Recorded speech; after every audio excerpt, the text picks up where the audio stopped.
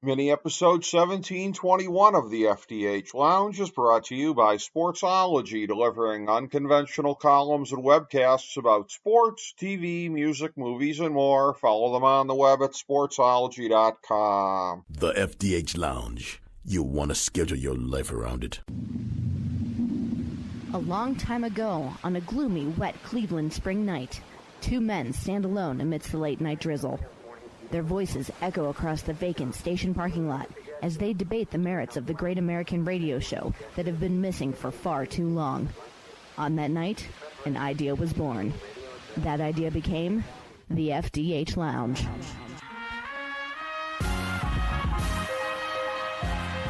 Welcome to the FDH Lounge. Hello, everyone. Welcome to FDH Lounge Mini Episode 1721. This is FDH Managing Partner coming at you with one of our favorite FDH Lounge dignitaries and the world's greatest MMA ring announcer, my great pal, Jake Jennings Digman, and we are here to recap WrestleMania. We previewed WrestleMania 40 last week, and we're going to take a look at what might have exceeded our expectations, what might not have, just various thoughts along the way here. So, Jake, great to have you back in. Thank you so much for being here, and I've been looking forward to talking to you about this and putting over the first match, or two matches, if you want to call it that, of night two. We'll get to that.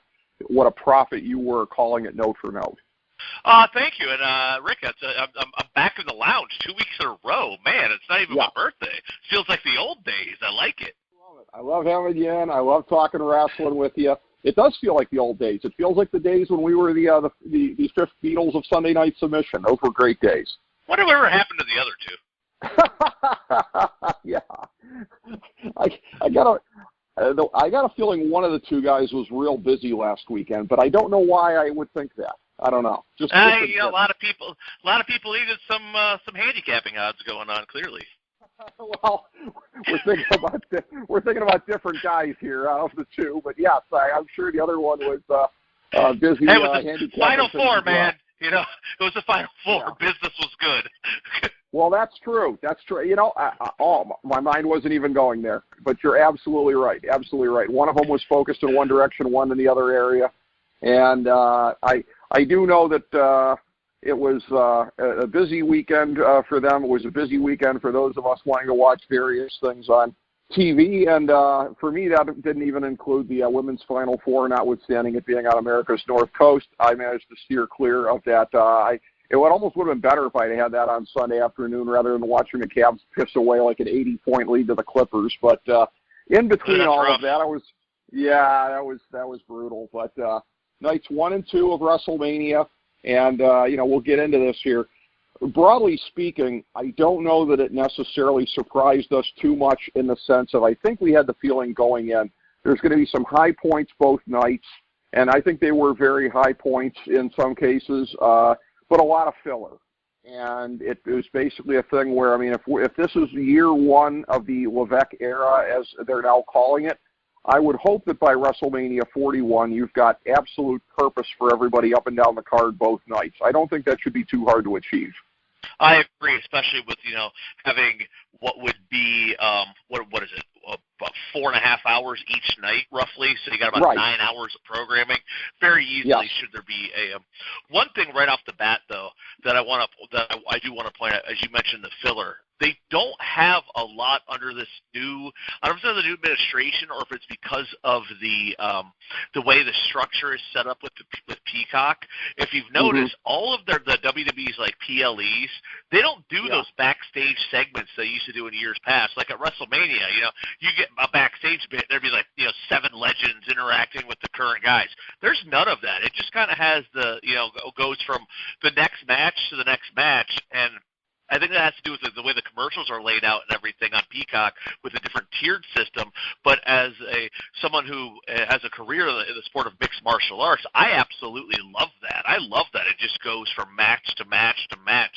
Essentially, I mean, and I ended up, because I had the show Saturday, so I watched night 2 on Sunday night 1 on Sunday afternoon, and they cut out all the fluff. Like they're like, they said we're gonna go to for those on Peacock Premium Plus right now, we're going to go to a backstory of this match, but it it just skipped all that and just went straight to the next match, which I thought was really good for me personally, for somebody who wants to get rid of the fluff. Well, yeah, and I was subject to all the commercials because I'm one of the cheapo guys that just pays the lesser price and gets commercials. But I will say, in terms of that, per our joking reference earlier to Sunday Night Submission, well, one of the two Titans, twin Titans from that, Kyle Ross, back when he and I had done a history of WrestleMania on the show through WrestleMania 28 back in the day, that we were talking about this in terms of the Manias leading up to Mania 28, which that was the last one that I think it was the first Cena Rock. That was the last one that we had covered. And that in those years leading up to it, it was a matter of, because of the way they were featuring The Rock and some of the other guys in there, and that they were putting such emphasis on the legends. I remember complaining back in the day and saying they really ought to be doing more to showcase the full-time guys. And what you're saying right now shows that they have indeed course-corrected on that part at least, because you're drawing potentially a casual audience with this thing. You might be getting, I'm sure you're getting more eyeballs on the product than you're getting the rest of the year, and the focus needs to be on the guys who are there night in and night out. And yes, there's been a ton of focus on The Rock because of his role in WrestleMania 40, but right now, not having the whole thing of like making the main event of the evening or seeming to make it like a backstage boogeyman skit the way that they used to do, this is much better than it used to be. Agreed. Glad to have you back on board. Yes. And so, yeah, there were some things that did sort of encourage me along the way as I was watching this. There are some things that I am going to poop on. And right off the bat, since it's a macro-level thing, I'll get this before we get to the first match. But I had a take that I had texted you over the weekend that, as is sometimes the case with me, I may feel things that I don't necessarily feel good about personally. And this is one of those things here because by all accounts, Samantha Irvin is a very lovely person. You can tell how talented she is.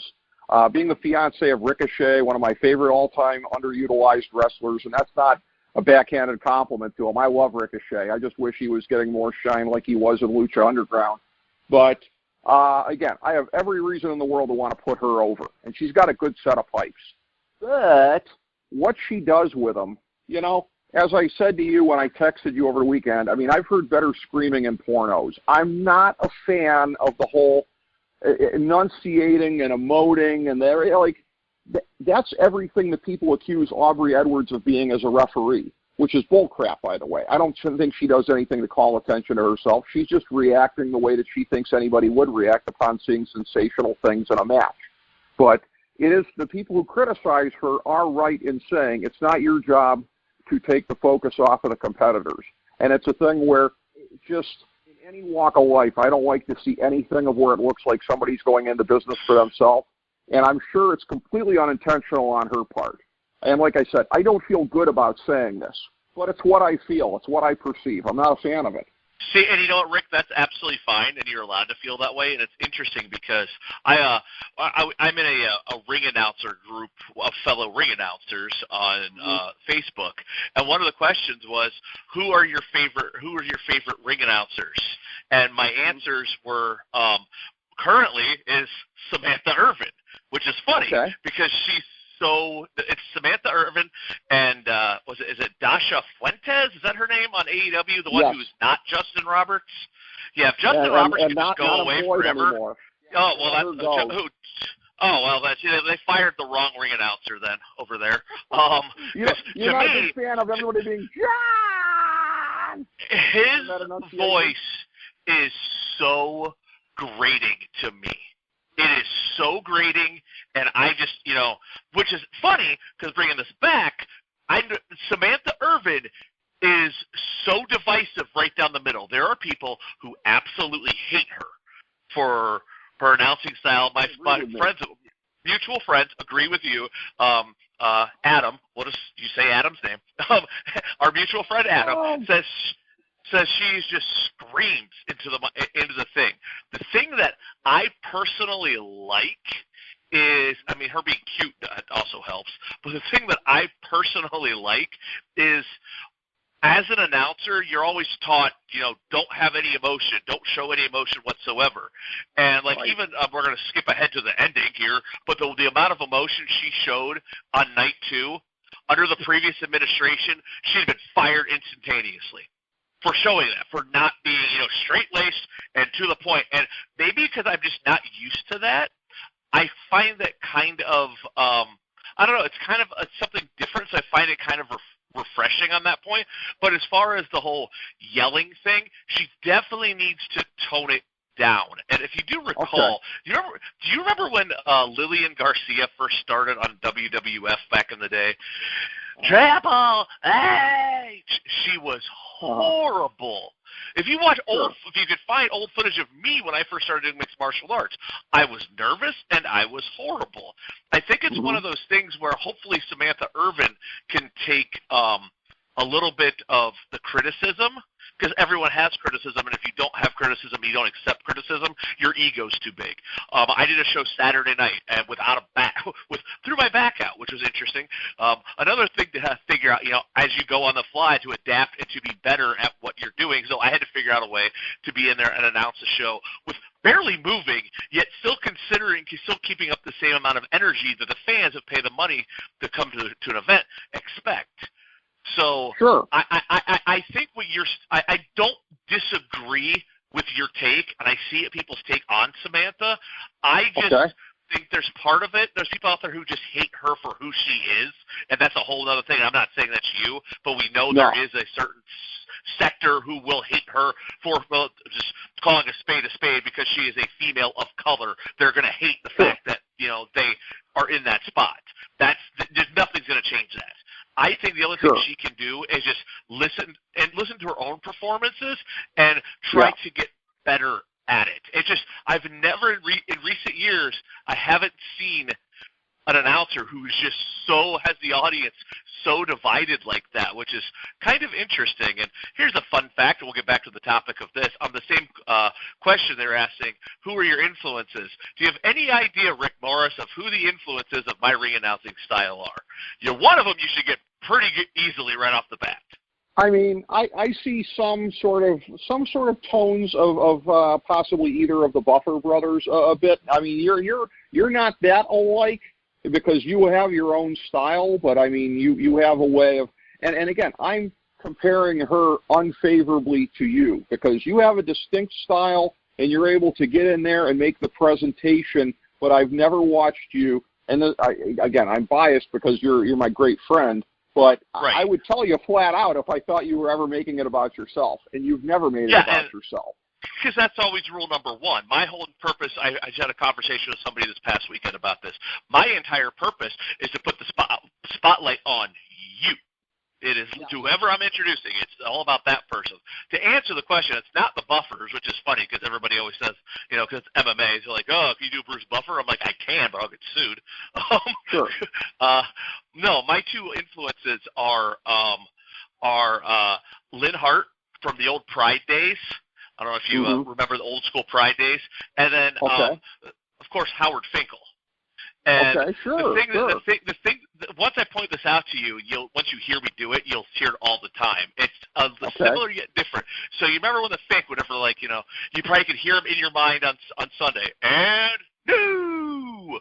Yes. Because whenever he said new, it always it incited a reaction. So when I'm doing an event, my little homage to him, and I did it on Saturday, instead of and new, sometimes I do and new, but not really. It's more of when it goes to a split decision. I go, where we have a split decision. And just the way I say split, I know the audience is going to immediately think, no matter what happens, their guy got screwed. And they're going to go, oh, I've been doing this for 15 years, and I've got it down to a science that every single time I say split, that in that tone of split decision, just that short little pause, the entire audience is going, oh, man, my guy just lost. And that's my little love letter to the Fink when I do that. So little thing to break for you there. Hey, that's an awesome story there, and that's a thing where, the Fink, like what he did with the thing, and new, I always thought that was awesome. I do not begrudge Samantha Irvin her emotion at the end because that was a thing where, again, I got a little emotional at home seeing it. That's what wrestling is supposed to make you do. It's supposed to make you feel when it's at its very best. And that was the WWE product at its very best at the end of the show there. And I don't mean that as faint praise, even though I'm more of an AEW guy. That was them at their best. I don't begrudge her for feeling that.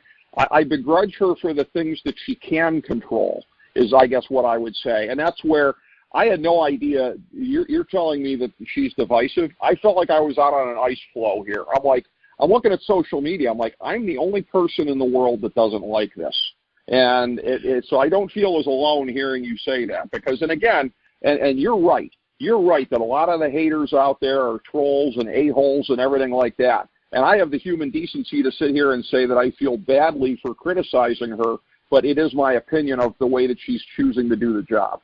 Yeah, and that's fair. As a fan of somebody who's watching the product, you're allowed to have that criticism. Anytime anybody's out there, you've got two options. You either ignore it and then you stay stationary at what you're doing, which eventually the flaws will come out even worse, or B, you improve upon it. That's it. Yep. Yeah. And maybe they'll coach her and refine her a little more and everything like that. And again, you can add emphasis in there. You can add emphasis without yelling and, like I said, again, sort of seeming to make it about yourself, even though, again, I know that's not her intent. I 100% know that. And I just, I wish think on that. I think on that, Rick, I think more people than her make it about her than she does. If that makes somewhat sense. I think there's more people that make it about her. I mean, like, very rare, other than, like, the main title fights, she kind of just sits off into the corner. But now we live in a world where, like, they show, they show up the little reel videos and your little stuff on the little clips that people watch now, and they show her sitting there announcing stuff, and that's just the world we live in. But I really think it's a lot more emphasis coming from others putting it on her. But and you got to also remember, too, she's been doing this, less than 2 years? As a professional ring announcer on a major, I can't recall her announcing anywhere else. She came in she was on one of those America's Got Talent shows. That's how she got her break. She knew somebody, I think it was Mark Henry, who actually got her the break to WWE, and she went to go train as a wrestler. And she is a lifelong wrestling fan. So there's that going for her also. But that's the thing, too. Like, my year 2 when I was announcing, oh, God, I listened to that, and I'm like, ugh. And at the time, you think, oh, I'm so great, because I was also a victim of, like, I watch those old Fight Night in the Flats events, and I'm standing there, yelling, here's Joe, hi! And it's like, now I would never do that. But back then, I felt like the only way to get my enthusiasm out is to yell really loud so you could feel my passion. And now I can recognize as getting criticism like this of what to do and what not to do. So I think Samantha has a bright future on her, and hopefully she can win over a couple haters. I will just say this. You'll admit there's a world of difference between the help that you had around you back in the day that could coach you to be better and what she's got around her, okay? So it's not apples and oranges. Oh, you had been in the business the same amount of time as her. I mean, this is her full-time gig. This is something where she can be absorbing feedback from people inside the company basically 24/7. So the learning curve for her should be a heck of a lot shorter than it is for somebody that was in the position that you were back in the day. So, but again, hopefully she'll get there. And it's one of those, the way that I am about anything that makes me feel like Vince McMahon fed type stuff. We talked about it last time. R-Truth, Logan Paul, I kind of put her under that banner. Like, you can stop calling yourself sports entertainment, as they're allegedly going to start doing, if for no other reason than to distance themselves from Vince. But things like what she's doing still feel sports entertainerish to me.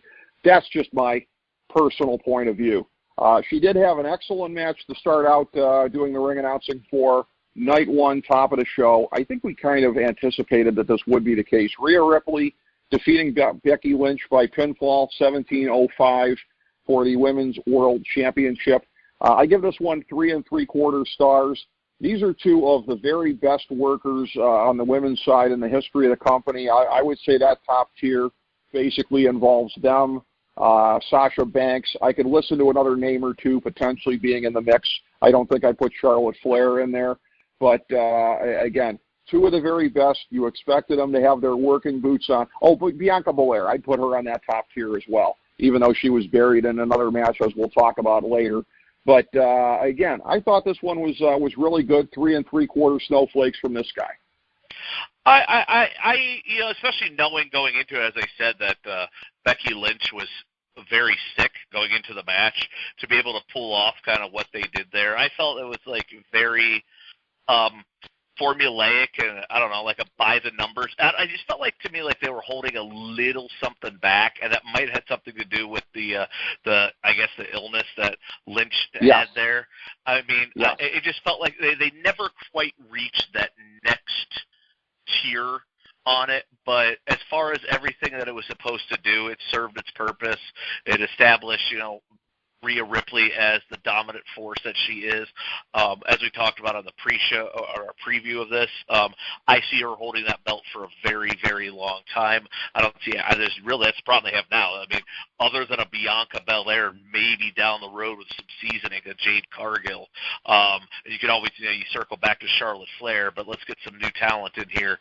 Let's create some new blood. It'll be intriguing to see who they can build up in the next year that can give the fans an idea that the fans could even take as a possible threat to Mommy, because Becky Lynch was really the only one who is at that level right now. So this is going to be, they gotta build some contenders so that the fans actually believe will have a chance to take Mommy down. Well, they were certainly doing their best on commentary, presenting the situation as being akin to Bret Hart in '92. When he had allegedly had 104-degree fever and dropped the the Intercontinental title to the Mountie. They were mentioning that with her. I will say this, and again, I don't know how much they were embellishing or not, but I hope they were embellishing the strep throat part, because that's nothing to F with, and that's a thing where if she had strep throat, she shouldn't have been out there. And it's like, I know it's one of your bigger matches that you're promoting, but the health of the wrestlers has to come first. So I hope she didn't have strep throat. Yeah, and for Rhea Ripley's sake, I hope she did have strep throat, because that's highly very contagious. Yeah, I mean, you can't imagine Rhea would have been too happy about that match, and the referee and everything like that. Yeah, I mean, as somebody that's had strep throat multiple times in my life, and as much as I always got mad when my parents, when I was growing up, made sure that I would get the shot to get rid of it, that can cause, heart issues and everything like that. So that was disturbing when they mentioned the strep throat part. That almost kind of took me out of it, because it just was like I felt so bad for everyone involved, hoping that wasn't the case. But you're right, the match, and I would attribute it to that. I think we're looking at 4 stars in my estimation, 4 1/4 maybe. They probably were holding it back because of the health things here. The next match here, 6-pack ladder match for the now formerly undisputed WWE Tag Team Championship. A-Town Down Under. What a god-awful name. One of the things about the Triple H regime that I'm not liking is they're going with these indie-type names. If people think that AEW has too many indie-ish-sounding names, A-Town Down Under, New Cuts Republic, you already had British Strong Style. Why you got to change their name? But A-Town Down Under, they take the SmackDown titles, Awesome Truth, Miz and R-Truth, with the Raw Tag Team titles defeating Judgment Day, hashtag DIY, the New Day, New Cuts Republic. So it's, again, it was the usual cluster kind of a deal. First ladder match I think we've seen where it went this way vis-a-vis. The match must continue after the first set of belts comes down. The announcers did absolutely nothing to mention at the outset, nor make a big deal of along the way, the fact that this was splitting up the tag team titles, but it is indeed what happened. So we reverse what happened at WrestleMania 9 when the tag team titles were actually, or not 9, I'm sorry, 25. It was in 2009. That was my faux pas. In 2000, I think they united the Raw and SmackDown belts on the pre-show, actually, which was very much in keeping with that era and the way they handled stuff. This was at least on the main show. I give it 2 3/4 stars, just in the sense of I sort of take everything literally, the 0 to 5 star thing. And as much as I revere Dave Meltzer, I don't ever go above 5, and I don't think that's legit. I just regard 2.5 as right in the middle of the spectrum. Like if you're watching like an average match on TV, not that great, not that bad. So this being Mania, the 2 3/4 for both nights, spoiler alert, that's about as low as I went on any of these because it's WrestleMania, you have the atmosphere. It's hard to be below average because everybody these days has great athleticism. But it was just basically a spot fest with the ladders and, you know, aren't we sort of inured to all of that about a quarter century plus into starting to see these types of matches? So, you know, to me it was what it was. I agree with you. I've seen enough ladder matches that if I never see another ladder match again, I'll probably be okay. And I was there for the first I was in the house, as you probably were too, for the first ever tag team ladder match. I wasn't, but that's awesome for you. It's like you can just see, like, you know, because it was new and it was fresh. Now you can just tell, like, you know, all of these, whether it's this or the Money in the Bank or whatever it is, it's just a bunch of guys who don't know how to climb. That's all it is. And it's climbing and falling down, climbing and falling down. And, like, I agree with everything you said on your statement about, you know, they didn't do a very good job of explaining that, you know, that you could, so, like, the belts are going to be split up. So, like, when A-Town Down Under grabbed the tag belts, it's like, so are they out of the match? Are they still in the match? They didn't really clarify that. And then they have Grayson Waller go through a ladder while clinching the SmackDown Tag Team title. I go, well, way to bury your new champion right off the bat. He's had it for, like, less than 30 seconds, and he just, like, they needed to clarify a lot better. Like, as soon as the SmackDown belts are grabbed, that should have been it. Okay, you guys are out. You're the SmackDown Tag Team Champions. You know, one of the two, or because they didn't really kind of say what was that. Very bad job of explaining what was happening. It was felt fly by night on that. The other problem with this is, and especially the crowd like that, for as much as, you know, as we addressed on the pre-show, and I said that, you know, I could very much see them giving it to R-Truth because he is the most over of the bunch. Miz is just lucky to be there, and I was right. None of those other guys, I don't care how good they are, how hard they work, how many stars they can get, they're not over, and they haven't done a good job of getting them over, which is unfortunate. That whole Butch run severely hindered Pete Dunne on that. I know. You know, so that is just like, you know, you're climbing from a hurdle. And, like, we talk on DIY, they changed everything about them that the audience that liked them from NXT would have liked. So, like, they literally came out as they were literal DX cosplayers coming out here. So it's like, you immediately look like you're less than as a result of that. And this was just one where, I mean, like, you know, it is what it is. But, like, I don't know. I remember I was at one of the shows, it was the late Luke Harper and Dolph Ziggler had a ladder match in Cleveland at one of the TLC events. Awesome. The only match on the show that didn't suck. Boring. I was bored out of my mind. It was two guys who couldn't climb a damn ladder. They'd climb to the top, fall back down. It was awful. And everybody's just like, you know, a one-on-one ladder match. I'm like, dude, you can end this in 30 seconds.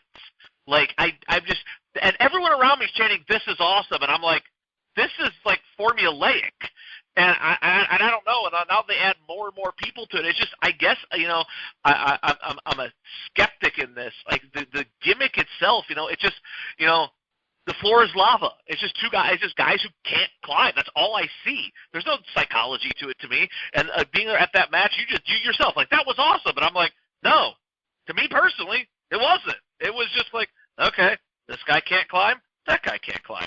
That's all I got out of it. I don't know. Maybe that's, you know, just me in this, but, you know, different strokes for different folks. But it's just like, you know, and every once in a blue moon, you'll get the guy who jumps in and goes, wee, and there's that fun little bit to it. But it's just, I don't know. I just think it's a tired gimmick, and there's only so many things you can do with it. And I think, unfortunately, we may have reached them all other than guys getting severely injured, because then they're going to add it up even more, and guys will do stuff, and we see guys that, you know, I'll watch, I think it was a Ring of Honor or something several years last year. It was under the Tony Khan administration.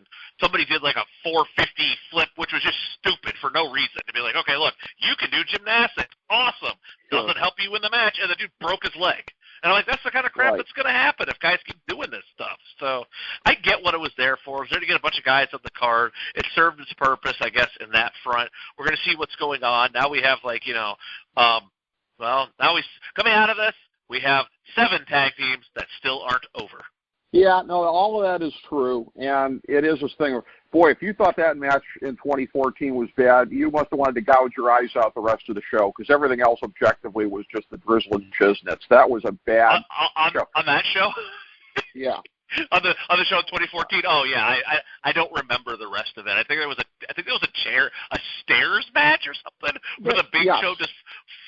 I vaguely remember that, but I don't remember much of anything else on that show. I just remember that ladder match sticks out because I see everybody praising it. I'm like, what am I missing here? Like, it's just, I don't know, just two guys who can't climb a ladder. Well, you know, all I got. Okay, you're not wrong about that part, but it had. I thought it was pretty good aside from that, if there can be an aside from that. But it's, you know, again, ladder matches are tough to pull off, and again, they're so overexposed, because going back to, again, when you saw the first one in Cleveland, again, or the first tag team one, I should say, they did the Shawn Michaels Razor deal back in '94, but, you know, and it was a novelty at that point, but these matches are overexposed. I'll say this, the one thing I'll say is that they didn't have Theory and Waller leave at that point, because kayfabe point of the match was not to split up the belts. We'd heard the reporting that the belts were going to be split up, but because that wasn't the whole thing going in, like, there will now be SmackDown and Raw tag team champions. That's why they didn't have them leave, because theoretically they could have claimed the other belts as well. The fact that they didn't is why they're split up. So they have a storyline explanation as to why it's split up, as opposed to randomly saying, you know, we'll have different champions on different shows. So again, can they just get rid of the belts? Like, now that you got to see them, how hideously ugly they are. Yeah, like, I was reminded of that. Now, I was thinking of like the old school pennies and everything like that, but these are disturbingly similar to the pennies of the late 2000s. So no, you're right, they suck. And dude, I have never ever been a fan of the colored strap. I don't care if it's red, if it's blue. When the Ultimate Warrior had it be white, and the strap is supposed to be black, brah. Let's not deal with any of this stuff. I don't know, I kind of like Cody Rhodes' white IC title, but that was about it. The only one I ever liked. That was a different color.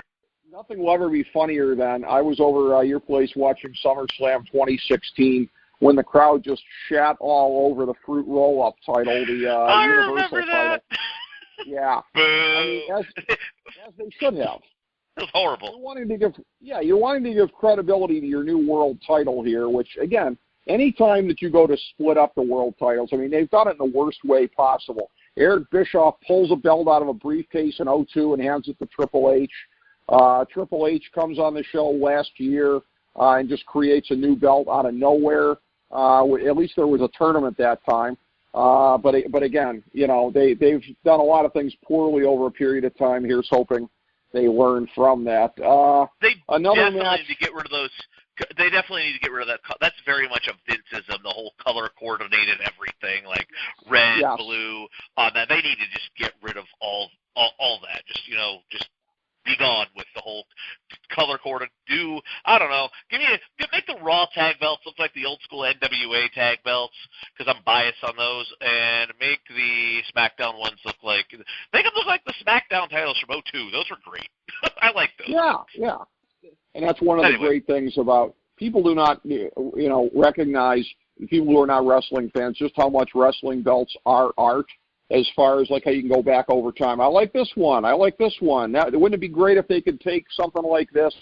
Like that's the great thing about wrestling belts, is that you can just kind of have these kind of conversations of what you'd like them to look like. And again, no more colored straps ever.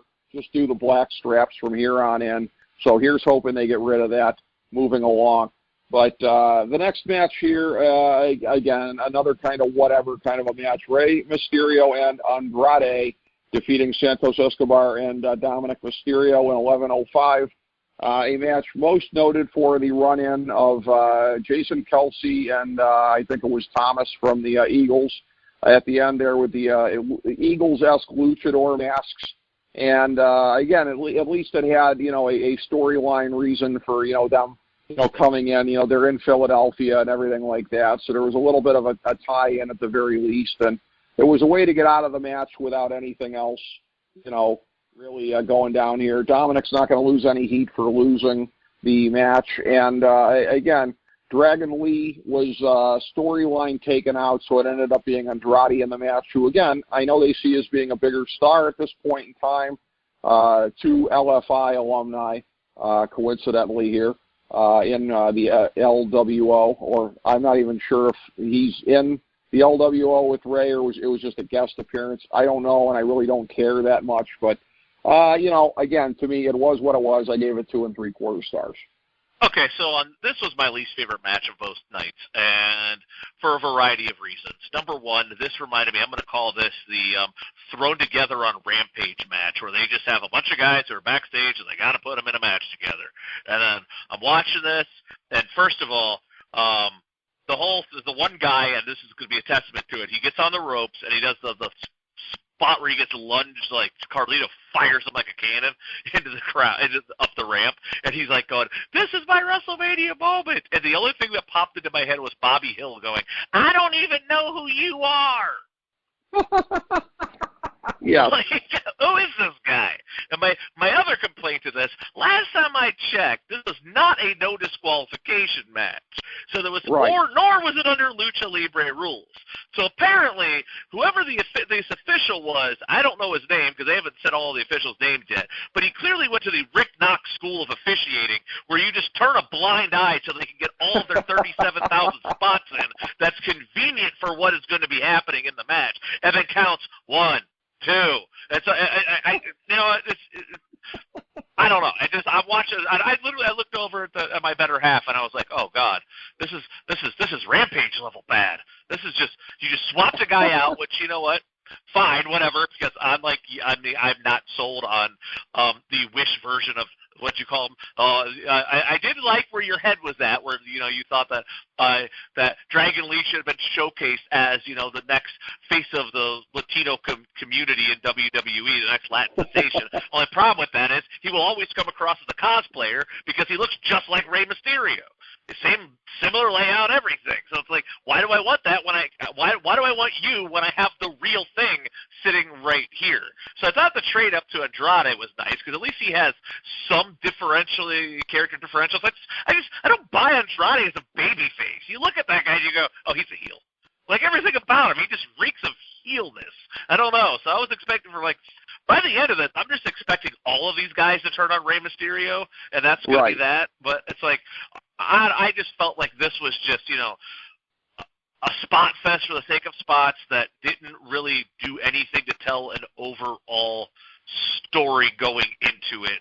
Coming out, I don't feel better. I don't feel worse for it coming out of it. And like you said, Dom's going to get his heat right back.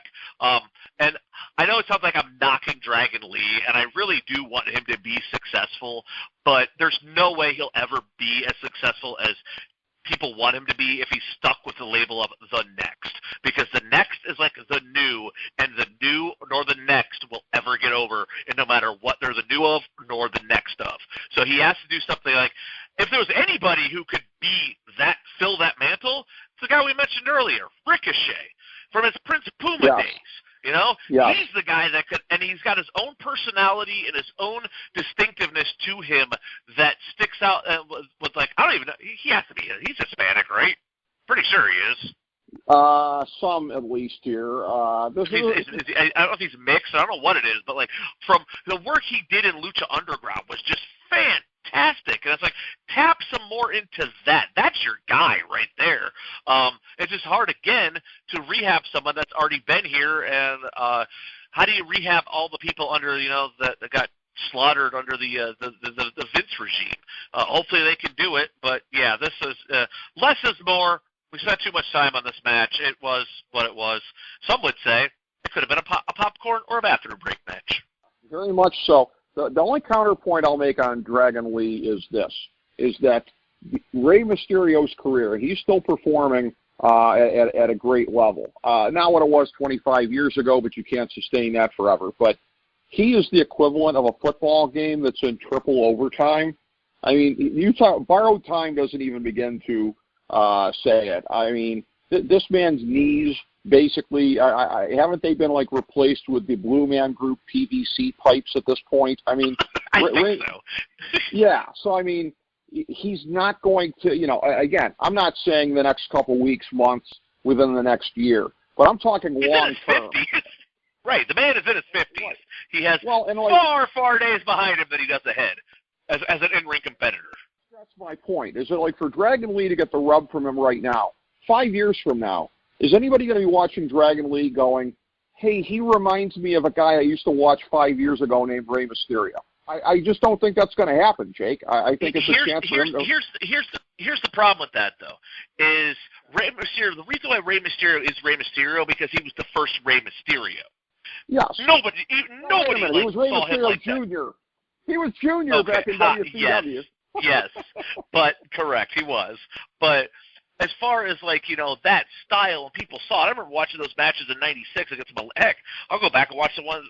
I remember first time I saw him was '96 against Malenko, and then I got the tapes from the Sikosa's matches in ECW, and then I watched some other stuff, and I'd never seen anything. We'd never seen that, so it was amazing. Unfortunately, we see that on 4 times a week, depending on who's wrestling on what show. So it's so much harder to stick out as far as if there was 5 guys doing the moves like Rey Mysterio was doing back in 1996, he'd have got lost in the shuffle. Everyone was like, "Oh, look, he's so small." It was because he was everything about him was so unique. And unfortunately, right now, I don't think there is that uniqueness. And it'll be like Ricochet, I hate to bring it back up, but he's the closest one to it that can do stuff like when he does that running flip over the top rope and lands on his feet and stuff like that, that it's like, okay, they need to find a way, and this is the problem, that every single one of the guys, and please don't take this as an AEW burial, because I'm not, but all of the luchadors on AEW have zero idea of how to interact with the crowd. They just come out there and do their spots. They have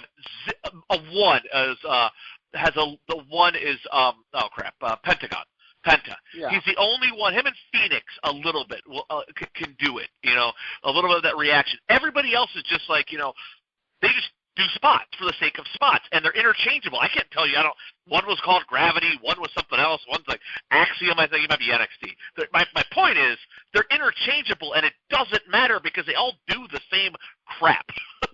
They do the same stuff, and there's nothing special about these guys. They need to find that something that makes them special to stand out, and whoever does that is going to be the next, not face of lucha, but I guess in a way the next big Latin star. But they have to. Sure. And again, they've tried, and everyone the WWE has tried it with has failed. And we might be on Andrade 2.0, but I guarantee you, by the time we're talking again, if we do this conversation in a year from now, it's going to be Andrade back on the heel side of things, because it's like Del Rio. You look at that guy and you go, right. Oh, he just seems like a heel. Am I going to cheer for this guy? He's rich and dresses nice.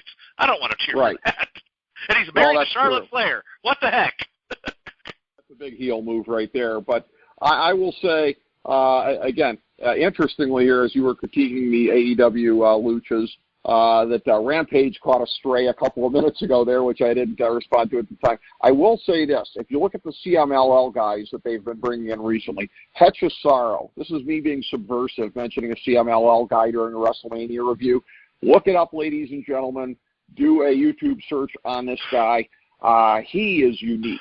Now, he does a lot of actual grappling and everything like that, and holds and stuff like that. They're just really incredible that you don't see in lucha very much. But you're right that the AEW luchas that they've brought in have struggled to connect with the crowd. And, there's language barriers and things like that and everything like that that get in the way. And I will completely second everything you said about Ricochet. Push that man if it's not too late.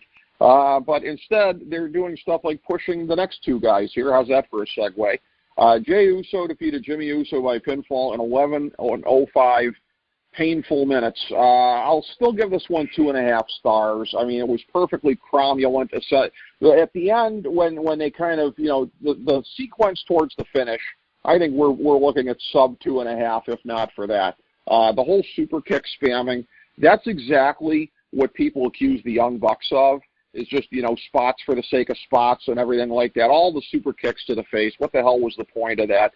These 2 guys, it was a very, very disappointing outing for the way that they built this thing up. And as I heard a couple of jokesters say, that spear off the stage from Jey to Jimmy on night 2 was better than their entire match from the night before. I cannot disagree with you.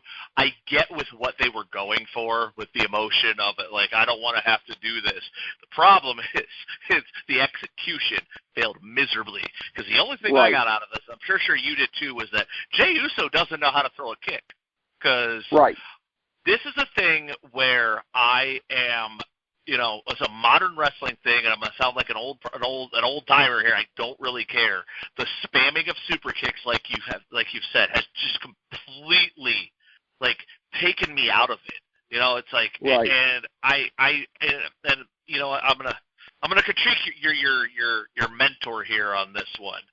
I hate to say this, but only because you brought him up.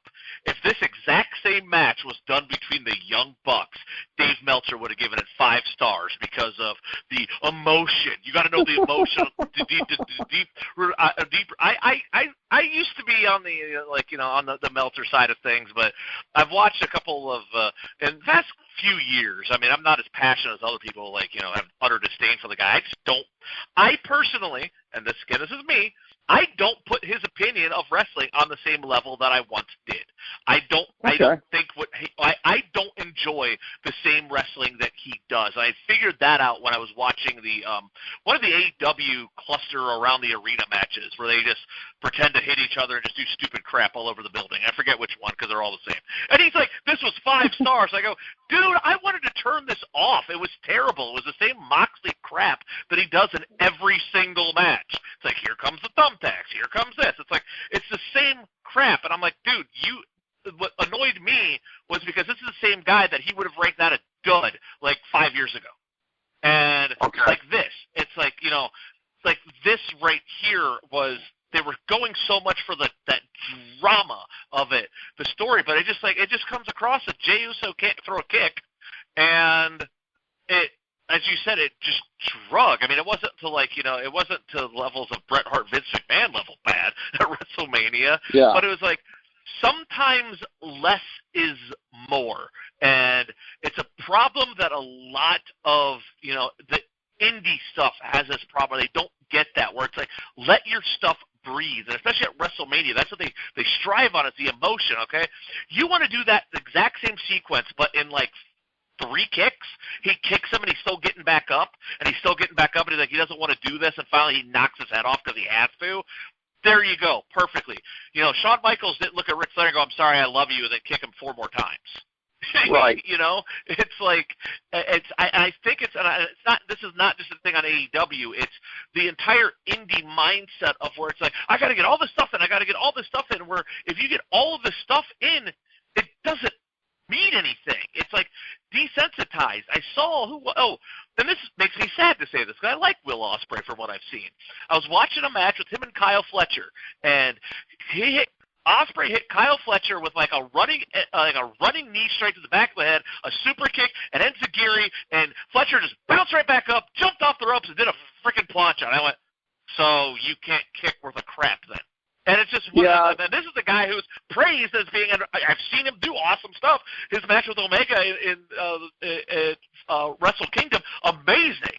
Absolutely amazing. The stuff, the brainbuster or power bomb move, whatever it was he did off the top rope, which we'll get into that in a match coming up. I thought, holy crap, blew my mind. But then I see this is just like, okay, you kicked this guy in the head 3 times, he just got up and ran, so you suck at throwing kicks? And it's not just a knock on him. That's just the one that popped into my head. It's a problem with more with this modern style, which is just, I hate to be an old timer, but it just, slow it down. If you kick a guy in the head, the guy register to sell the emotion. That's what we're here for. Not, oh my God, I can do 37 moves because you entered the cheat code in on your PlayStation controller. Yeah, and well, look, I will say this: the Ospreay Fletcher match, probably one of the greatest athletic showcases I've probably ever seen in my life. But you're right, there was finisher spamming. If I was at the circus, it would have been an amazing performance. Yeah, so that's the thing too. It did have finisher spamming. It again, less is more in terms of making things count, and that is a criticism I have in modern wrestling, is that you do have finisher spamming and things like that far too often, turning things that should be finishers into transition moves because of the psychology. I do share that criticism. I will say this, that when you talk about you know, and I feel like part of the modern template for emotion probably goes back to '08. I'm sorry, I love you. Super kick to the face. By the way, I only took the one super kick to finish off Flair at the end of that one, so that everything we're saying ties together here. But the WWE in recent years, I hate backstage skits that have this, all these things. Frequently I watch these guys, and it's like, to paraphrase my criticism of Samantha Irvin, I've seen better acting in porno movies. And the Usos had that on display. There was a story, Rick. There was a story. Yeah, it sucked because those guys are, again, they're twin brothers who in real life love one another and are very close, and they couldn't go out there and convincingly pretend otherwise. And it sucks that they even tried because they were horrible at it. And it brought the match down, and again, it was the finishing sequence redeemed it to at least be an average match, but an average match at WrestleMania, particularly with the half-year-long build that this had, unacceptable. The next match we didn't expect a whole lot out of, the women's match here, throwaway match with the tag team champions on the one side, Asuka and Kairi Sane and Dakota Kai, against Jade Cargill, Bianca Belair, I can talk, and Naomi. I will say this, that the star of this match, and again, I might get canceled for saying this, but Dakota Kai's outfit, to be sure. And again, for as much as, I mean, and look, and we've come, you know, again, did it used to be on the annoying extreme of Jerry Lawler yelling puppies relentlessly? Sure. Although I don't know that that's what he would have been yelling for this, because this wasn't so much boob-centric, but full-spectrum awesome as far as Dakota Kai. But it was a thing where there needs to be a middle ground, because now the announcers are so scared they're going to get canceled on social media. I don't need to have one of the announcers saying, boy, there's no way I could stand up straight right now. Okay, we don't need to hear that necessarily, but we need to hear some kind of acknowledgement of how awesome this Dakota Kai S&M themed outfit was, because it was friggin' incredible, and it was better than the match itself, which I only gave 2.5 stars. I don't even remember the match. I know the match ended with them. I remember Dakota Kai, and I remember them very meticulously, like, protecting Jade Cargill's spots to make her look good. Like, everybody else worked around her to make sure she looked like $1 million, which, you know what? Good for Jade Cargill, because that's been her entire run from the beginning of her run in AEW up until now. It's just everyone else making her look like $1 million. Not a bad gig if you can get it, but yeah, I 100% agree with you that the main star, the biggest star coming out of this one was the outfit of the choice of attire by one Dakota Kai. She went from an afterthought to, oh, who are you? I never noticed you before. Welcome. Good to have you, and it's going to be, you know, intriguing to see. It's one of those things where, like Asuka, for an example, I really think she's on like the where Nakamura was at one point. I hate to use a comparison because they're both Japanese, but where it's like they're getting paid. She's getting paid a lot of money, and she ain't really doing a bunch of hard hitting matches anymore. So she's really seems like she's just out there like, you know, having fun at this stage. She's accomplished a lot. She seems like she's out there having a good time on this run. And I watched like a couple of the videos of her out of character on her YouTube page. And, you know, she's still the same person she was before. Very much, very, very sweet. And it just seems like, you know, I'm just kind of, as someone who's a fellow video game nerd and whatnot, I'm just, you know, I'm kind of happy for her that she seems like she's out there having a good time. But this one here, this is a come down match, I guess. I guess they were anticipating the Uso match being much more of a drama-filled epic that it did not live up to, which we are now 2 out of 3 of the brother versus brother matches at WrestleMania. Not so much. Just proving that Brett and Owen, that was kind of a fluke, in my humble opinion. Yeah. And, you know, maybe 15 years from now when 2 other brothers, maybe 15 years from now, Matt and Nick Jackson can do it right at WrestleMania. Who knows? I just picked two. I just picked them because they're the only 2 brothers I can think of off the top of my head that could face each other. But something tells me that they got the Creed brothers, right? You got those guys potentially. Oh yeah, those guys. You know, I forgot about them. But yeah, it was. But the fact of the women's match, it was there. It was an excuse to get Jade Cargill on the show. Sure, you got that. And I got it. again, yeah. Well, by the way, with Asuka, if they ever brought back the GTV gimmick of having the hidden cameras backstage, the thing that would make me pop is if you saw her and if you saw Asuka and Shinsuke Nakamura come up to one another, high five, and say to each other in Japanese, "Cashing fat checks, bro," because that's basically, isn't that where they're both at this point? Pretty much, yeah. I mean, but again, they're not getting any younger. They're both in their, I don't know how old. I think Asuka's in her. She's my age. I think she's like 41.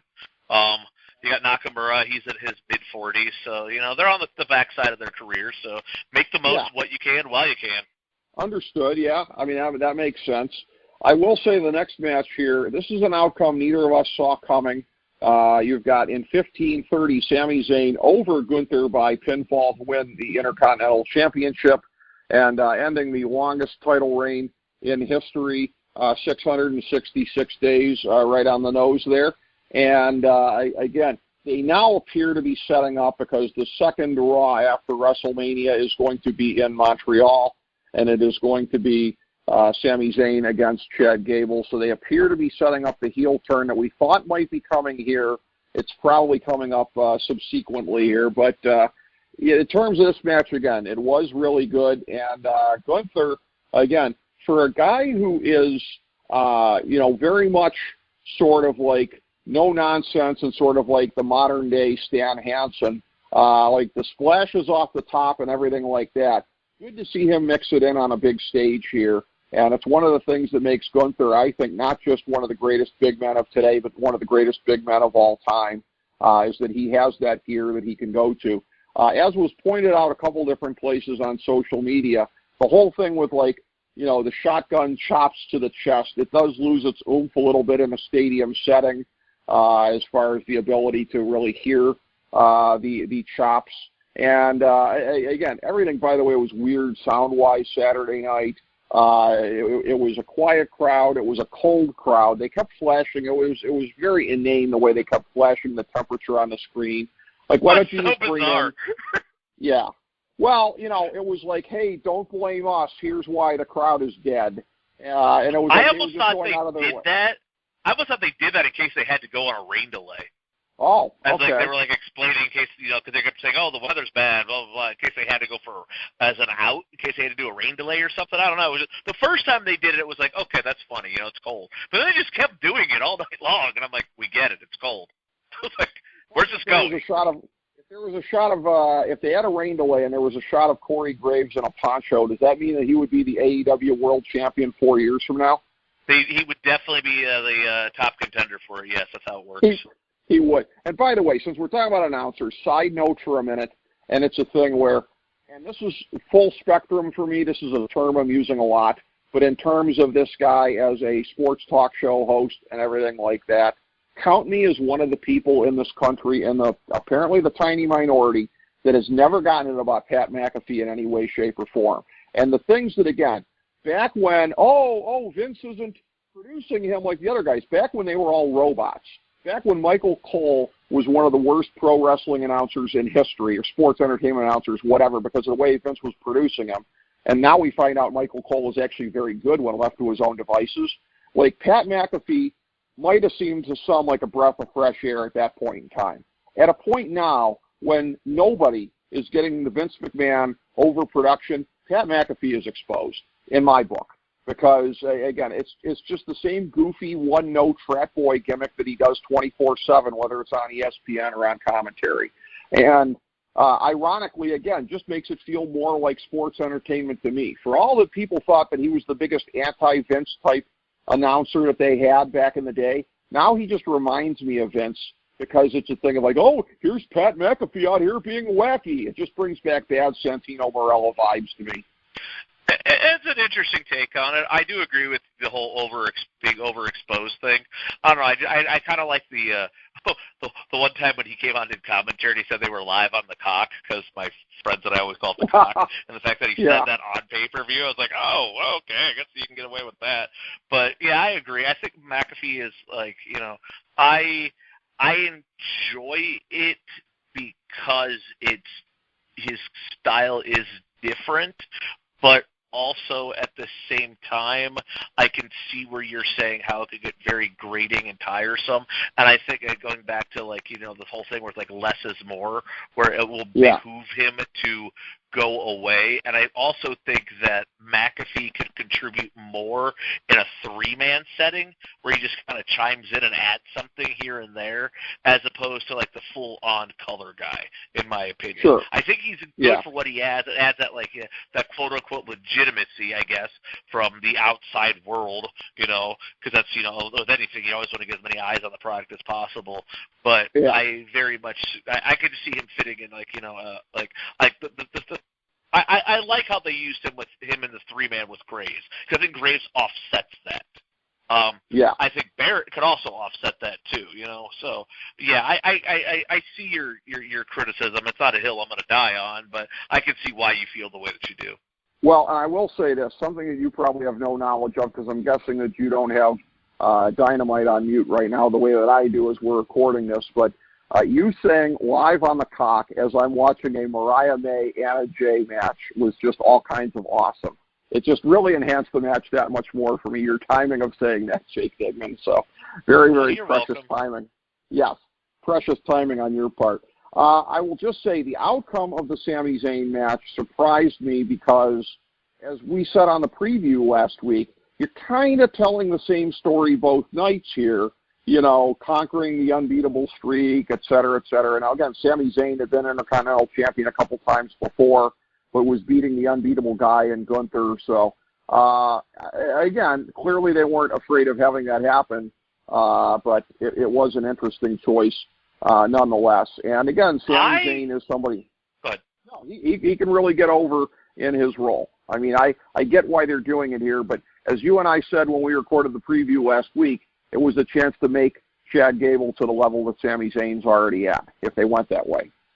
I absolutely agree on that. It's really weird. I was watching this, and up until the moment, like the way they filmed the whole backstage thing with Sami walking through, I remember I looked over on Better Half, and I went, you know what, I kind of want Sami Zayn to win this. And she's like, because Gunther's like one of your favorites. Like, oh yeah, I know. And that's the beauty of something being a favorite of yours. When they're, you know, I don't know about you, but even when a favorite of mine loses, it's how they lose, and if they lose in the right way, it makes me even like them even more. And this was my favorite Gunther match I've seen. Not my favorite Walter match, but my favorite Gunther match that I have seen, you know, thus far. And the way the whole story from the very beginning of it, Sammy's entrance coming through, you know, seeing Jay and then seeing who was the other one? It ended with Kevin Owens. Oh, Chad Gable, and then seeing Kevin Owens and the little pep talk, and then coming out there, and then the whole story of, like, you know, him getting up, and then when he whipped out that El Generico brainbuster,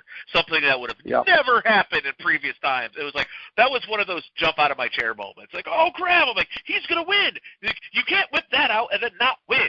Like, that's like a super move. He has to win now. And then when he won, I was just like, oh, bravo. Now, here's one of those things that makes me so glad we do not have Vince McMahon. Because the fact that Gunther lost on the 666th day of his reign, he would have had a satanic gimmick starting on Monday, and it would have been like, you know, he had achieved the mark of the beast, and he had the great number of Beelzebub, and you know darn well that I'm speaking truth here, that's something stupid that Vince would have done. Just, you know, saw that, pal, it'll be great. I'll be like, you know, Satan incarnate or something crap. And I'm like, and, you know, the guy behind the character going, I can't do that. So this will be nice, you know, get some time off, let Gunther go away for a little while, you know, maybe take a couple weeks off for figure out what's going on with him, and then hopefully by sometimes in the summer to late fall, we're talking about whatever brand he's on, we're talking about Gunther in that world title picture. Yes, this is going to be akin to Bret Hart losing at SummerSlam '92 with the Intercontinental title. He was going to be moving up to the world title picture. Whether they knew it was going to be that quickly or not, I don't think they knew it as far back as London, because I think that came together pretty quickly. But that's the way they ended up going. Gunther lost this to get freed up for something bigger. They could have done a champion versus champion match when it was time for him to move up, but you didn't need to do that. You absolutely didn't need to do that. And why I didn't think it was going to be Sami was that, what is it that everybody always says here? That you have the chance to make somebody with this. And Sami Zayn had already sort of been made a few times. Now, the fact, again, that he didn't win against Roman Reigns, was there the sense that, like, he could get to a certain level but not further? I don't know. And if so, but I think that's overthinking it because, you know, Sammy's a guy where, again, by the way, if you wanted to get him over to another level, you could actually let him win a world title one of these days. And we'll see if that's ever in the card. But, you know, this was a really good match. 4 stars. I thought it was the best match of night one, just ahead of the opener and just ahead of the finisher, which was The Rock and Roman Reigns against Cody Rhodes and Seth Rollins. 44 minutes and 35 seconds, one of the longest main event matches in WrestleMania history. And a lot of smoke and mirrors here. It was the sort of impromptu, no rules kind of a thing. I'm not a big fan of that, there's an authority figure in a match, so it's going to kind of dictate whatever. Like, that was a little bit wrestle crappish to me as opposed to kind of laying out ahead of time, you know, Philly street fight or whatever direction you wanted to go. But, again, I can't quibble with how it went. I'm going to say 3 3/4 stars. It was an excellent match. And, again, the smoke and mirrors worked. It was a thing where The Rock was able to get through it with whatever cardio he brought to bear here. And it was an excellent match. The finish sets up, obviously, a Rock and Cody Rhodes thing subsequently. Sort of Brett and Owen-ish from WrestleMania 10, the way that went, where Brett had the 2 matches and the loss that he had set up another big match later on. So we'll see what comes out of this long term. But it set up, of course, the Bloodline Rules match on Sunday night and the Avengers Endgame stuff that we saw coming ahead of time. So I thought this match really served its purpose. I was impressed with it and thought it was very good. A little bit shy of the Sammy and Gunther match, I thought, but that's because that one was so epic. Normally I'm on board with you, the whole idea of the authority figure, but for some reason I just absolutely dug it with the whole final boss character and what he's been doing, and it's so much better than I like that they addressed why and how they were able to just go into the crowd. I mean, I know you didn't like the way they did it, as opposed to when they just do it and no one ever counts, and they're just like, oh, well, we understand they're going to give them lax rules in this. I kind of like that idea of, like, you know, stacking the deck and, like, you know, no one can get, you know, people having that fear of being fired for whatever it was. For the sake of this story, I like how they did that, and this tag match was very well done. I agree 100% with what you're saying. They did a great job of, you know, smoke and mirrors to hide, you know, Rock's cardio and what he could do and what he couldn't do. The whole he gave himself a belt thing is just instant heat. And I could have sworn at the Hall of Fame that Muhammad Ali's wife said, or widow said, that The Rock asked us to give him a belt.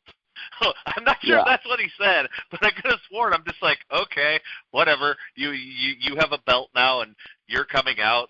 That's fine. But as far as, like, you know, for the people that's what they came to see. You know, they came to see, you know, dads who watched The Rock fight Stone Cold or back in the day are here to show their kids, hey, man, that's a real wrestler right there who you're seeing, whether it's true or not, you know. But that's just the beauty of it because, you know, kind of is what it is. Could you imagine, by the way, on a sidebar in the Attitude Era, if we went with our dads and all of a sudden they brought out, like, I don't know, Bruno? It was like, that's the real man right there. What? Yeah. It have felt so flat, but I think it's just because of the technology in the world we live in that all of that footage and everything is always at people's fingertips, so people have access to it. So, like, younger people can see that stuff. So it's like, now it doesn't seem as old as it really is. I mean, it's a whole other sidebar, but, like, you know, the Attitude Era does not feel like 25 years ago, but it very much is. But, like, you know, in 1998, if you would have said, like, you know, 20 years ago, 1978, I'd been like, oh God, that's like a lifetime. But it wasn't. So it's just, I think it's because the way the world has changed as a result of, you know, it just doesn't have that same feeling to it. But as far as, like, you know, in this situation of using a part-time star to elevate. It's going to be interesting to see where we go from here, as you mentioned, because, of course, it was, and it had to be Cody Rhodes taking the pinfall to The Rock. I thought it was going to be Roman Reigns who pinned him personally to set up for the night before, but nope, it was The Rock with the people's elbow to bring us into night number 2. But that also leaves the door open now to a potential Rock versus Cody match down the line. But let's head to night 2. Well, there you go. I will say one last note on that with what you're talking about with the passage of time, and this is sort of a meta level observation that I have about society and the way that again things have kind of slowed down in terms of like when you watched when Back to the Future came out. I mean, it was in the 80s. It was like the 50s are so ancient ago. Like it was like, you know, Dick Bockwinkel seemed particularly ancient because in the 80s he was still wrapping up his career, but he had broken in like in the late 50s, and people really, I think, overly and unfortunately thought he was a relic in the mid to late 80s, even when he could still go. He's one of the greatest of all time, but because he dated back to the 50s. That seems really frickin' quaint because, like, we don't look at the 80s or even the 90s the way that those folks looked at the 50s.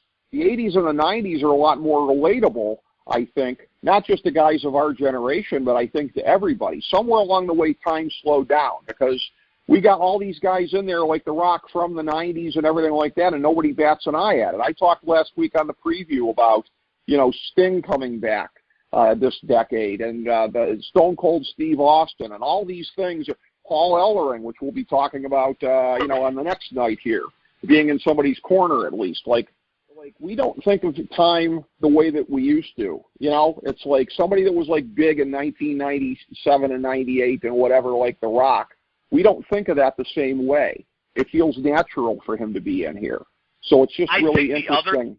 Thing with that too is that he's continuously been big and gotten bigger through other things, he being The Rock, through other outside activities, and his through his aura, I guess, for lack of a better term, has just gotten so much bigger over time. Where, you know, again, everything is in your face. Everything is, we're an instant gratification society. It's like, you know, we were just talking about Rey Mysterio earlier. He's pretty much had a career the same length as Dick Bockwinkel, but you wouldn't think that.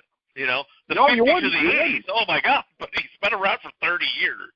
He's been around longer. He started wrestling, he was, 14? It was early 90s down in Mexico. Yeah, he was like 14 or 15 when he first started wrestling.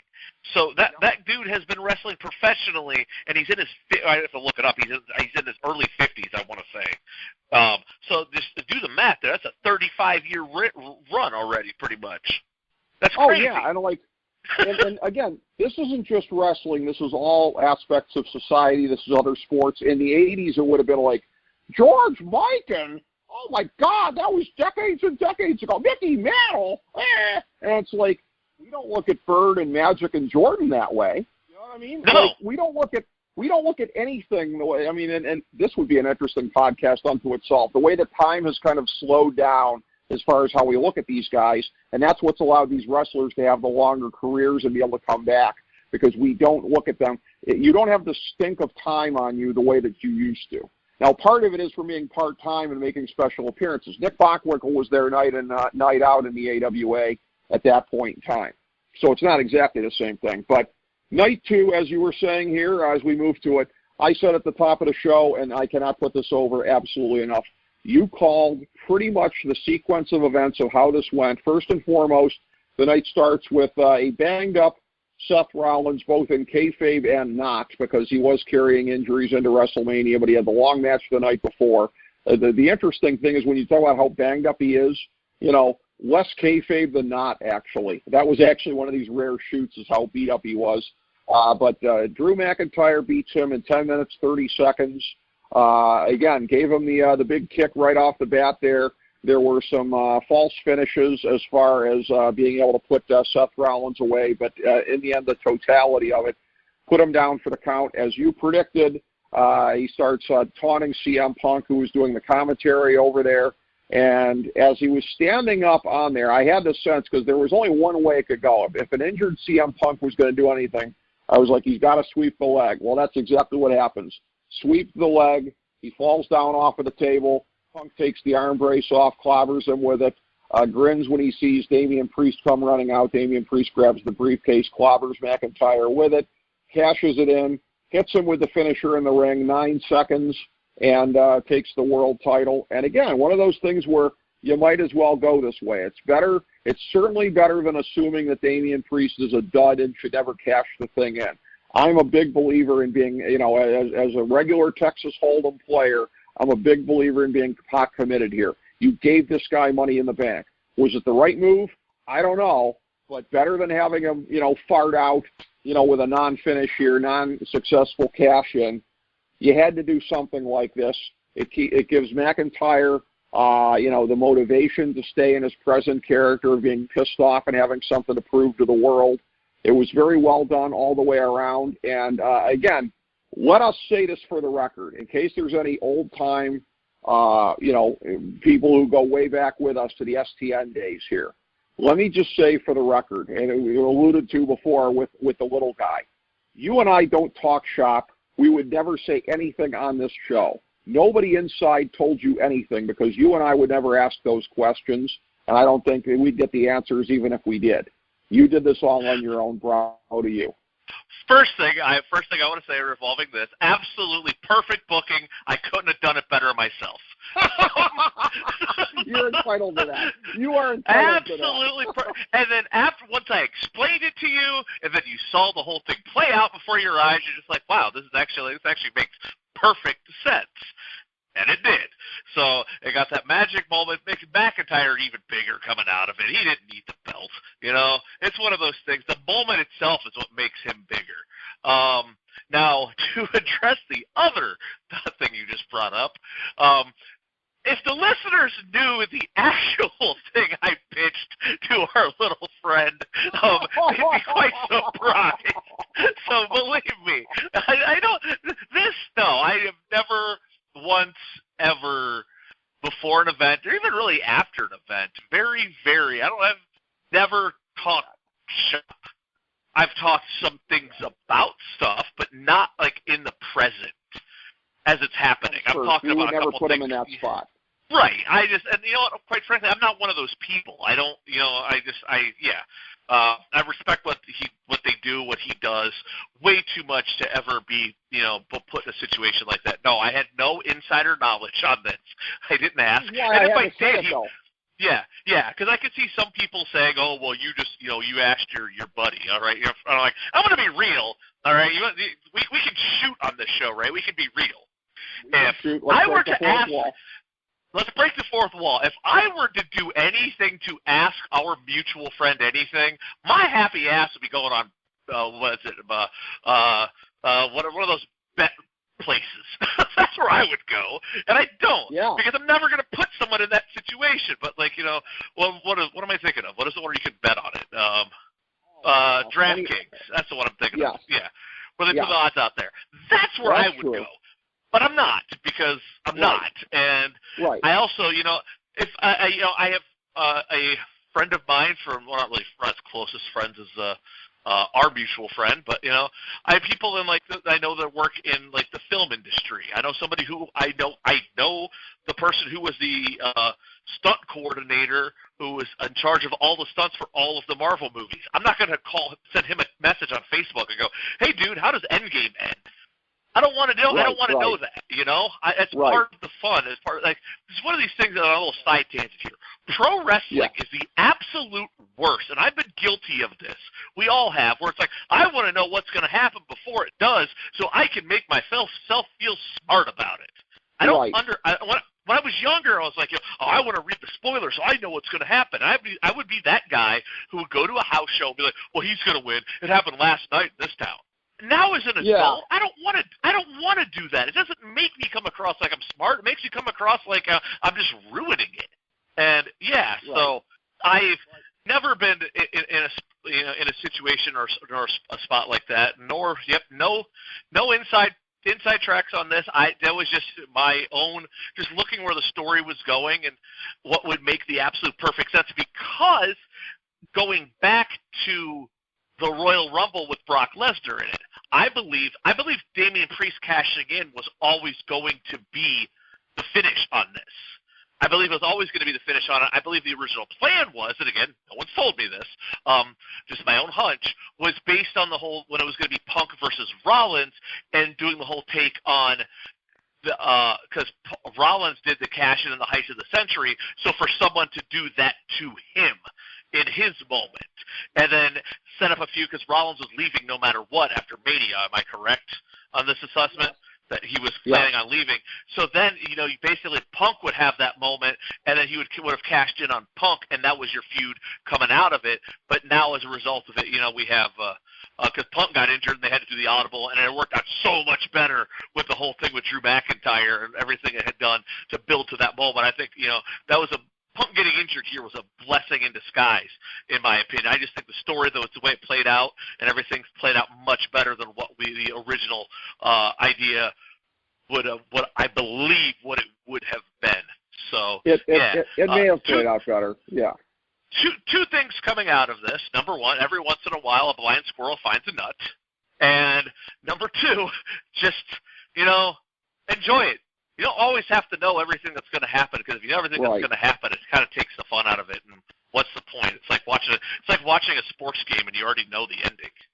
Well, exactly, and that's where, again, I mentioned it because for any of the handful of people that really know our backstory and would be through the looking glass with us, I didn't want there to be any suspicion whatsoever that anybody tipped you off to this.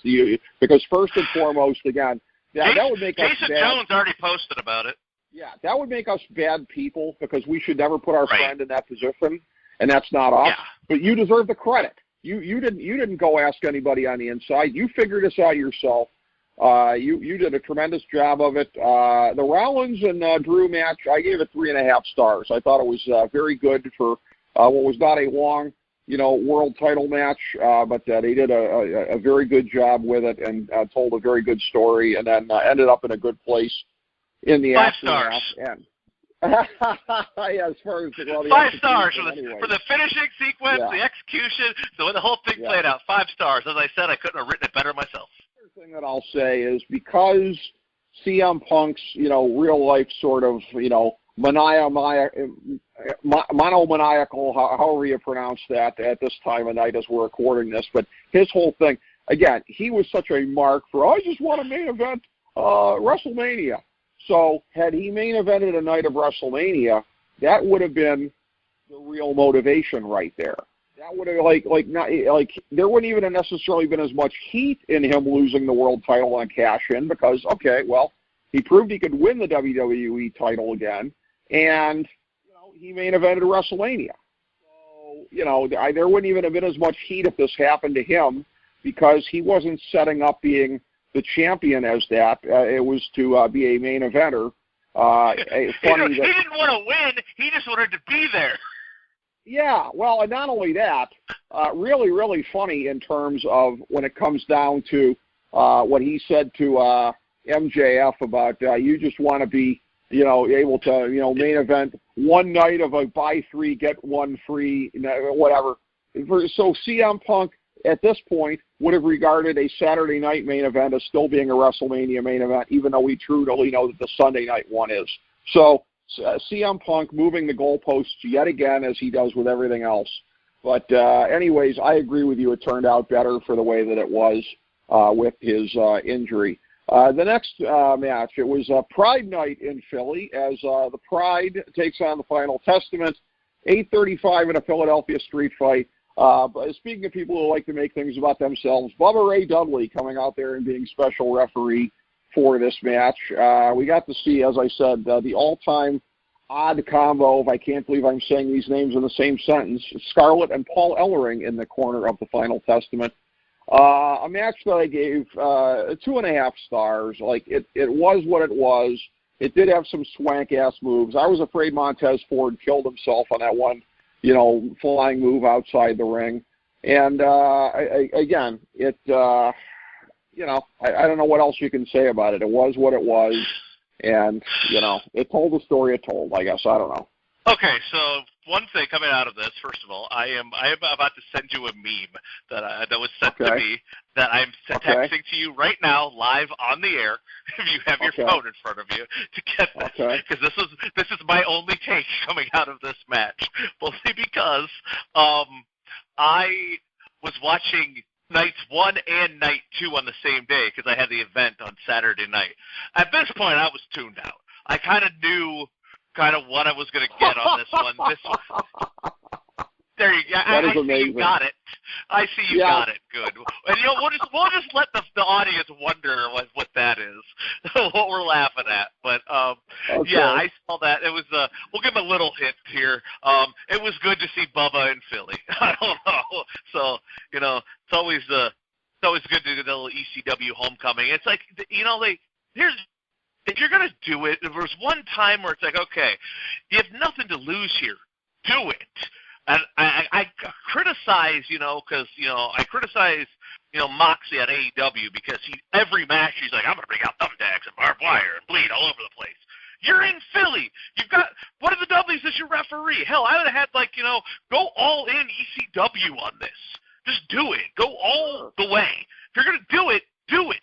Have the guys come out in their ECW garb, ready to fight. Hell, I mean, they probably couldn't play New Jack theme over the crowd. I know we're not in Vince land, but still, something like that, anything. But also, if you do that, then I can see why they didn't do that. As I'm thinking about this in real time, because then that would look like they were ripping off Anarchy in the Arena. Because don't they do that in Anarchy in the Arena? They play the music the whole time. I remember one of those AEW shows. They kept playing, and it was I forget which it was Wild Thing, and it wouldn't shut up. I'm like, okay, I like this song, but the Natural Born Killers, this is not. But it's like, if you're gonna do it, do it. It just felt like the watered down sports entertainment-ish crap that they always do with something that makes no sense with the kendo sticks, and the trash can lids, and it's just the same old crap. Right, played out. Do the actual thing. You could have done an homage to so many different things. You could have fought to the freaking, had two guys fight to the bathroom. The homage to the WCW Benoit Sullivan. Of course, we can't mention that. Someone go fight out into the out in the concession stand. Anything. This was like, it just was there. It was there. It was, yeah.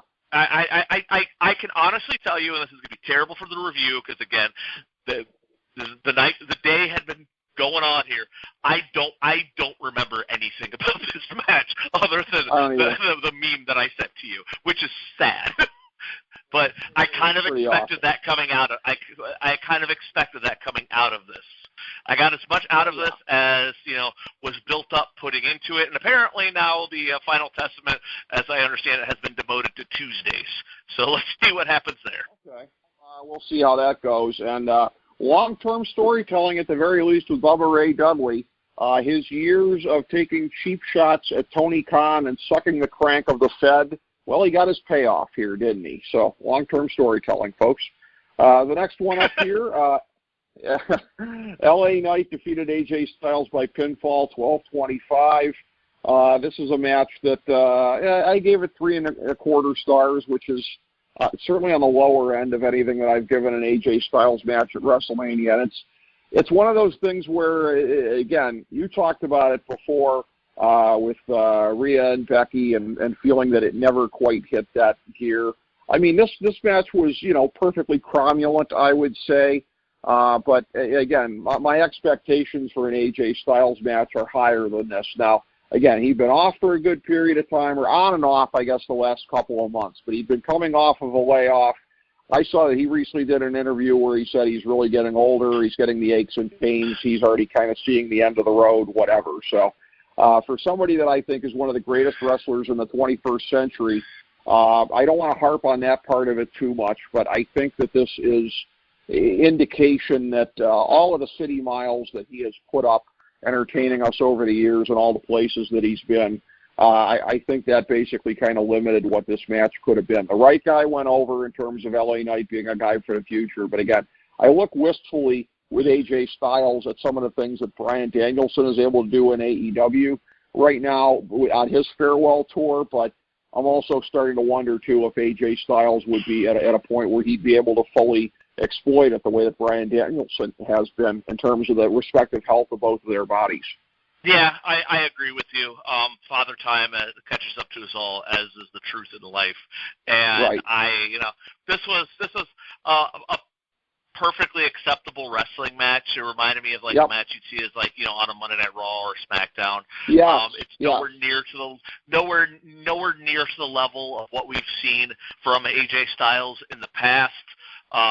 Again, it is what it is. You can't help but wonder, because sometimes, a change of scenery, a fresh coat of paint, as that saying goes, gets you it does something good for you. And, it'd be intriguing to see what maybe a one final run outside the Fed for an AJ Styles, to have that last hurrah, I guess. But also, I'm pretty sure he's getting paid a lot of money and spending time with his wife and kids. So we shall see on that one. But I think over the course of the night, if he's not already there, really, if you think about it, but I think more and more AJ Styles is very much going to be, right before our eyes, has become a special attraction performer. Yeah, and listen, and that might be for the best, because maybe it helps you get closer to 4 stars in the matches that he's going to have. And I want to say also, too, that it's a thing where I didn't see any botched moves from him. This was not Willie Mays falling down in the outfield. But it's a thing where, and it's a subtle kind of a thing, but you know what I'm talking about. When you're wrestling a match where you're not going to botch any moves because you're not quite taking the chances to where you are going to botch it.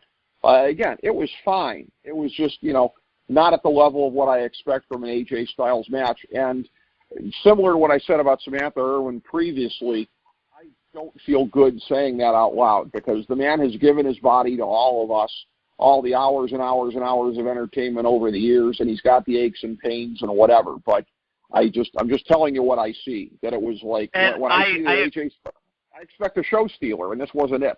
Right, and now that you got me thinking about it, I think because that's just where we are, when we think of AJ Styles. When I think of AJ Styles, I immediately go back to, even if you weren't there, in my mind, you were there, we were watching that Unbreakable 3-way together, even if we weren't, but in my brain we were, Mandela effect. I don't know actually where it was when I watched it, but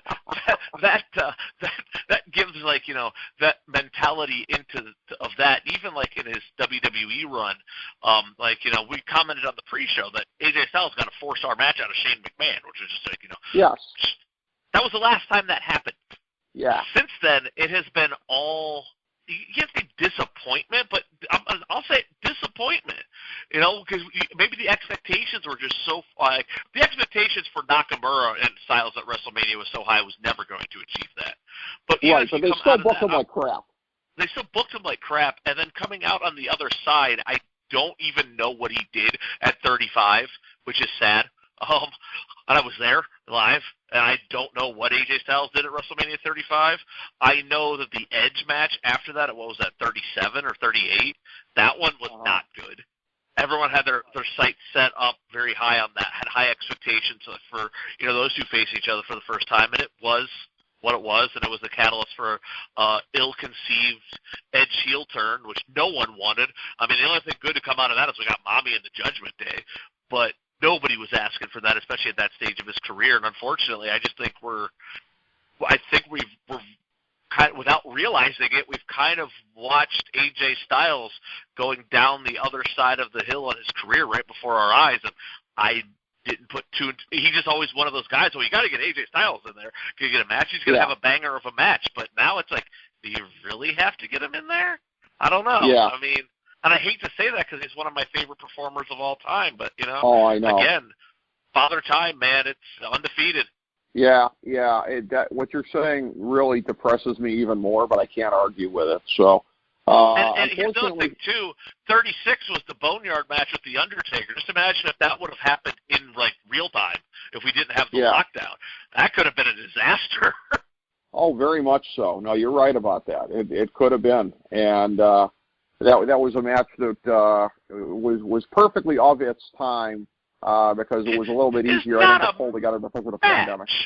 Right. I love how everyone talks about that match. It's a movie. Nobody won. Right. It was a pinfall. It wasn't a match.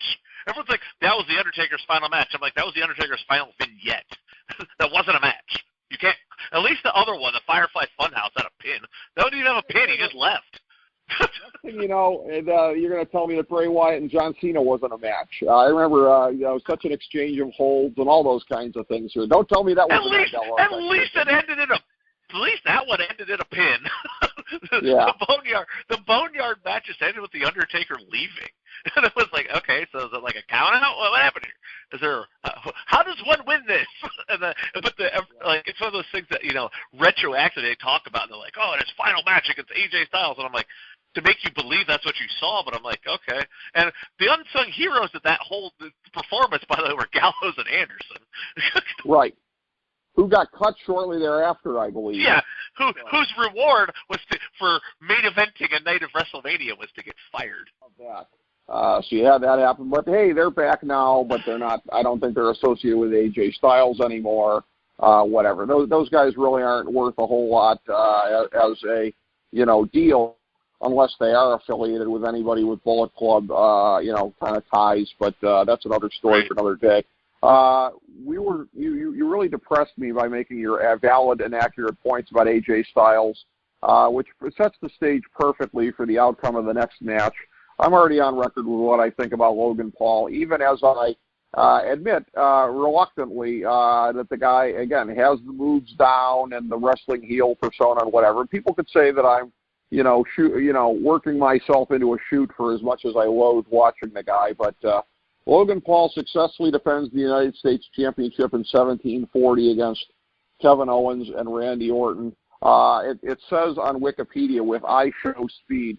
Whoever that is, I'm going to paint myself, unwittingly here as being an old guy. You're not alone, buddy.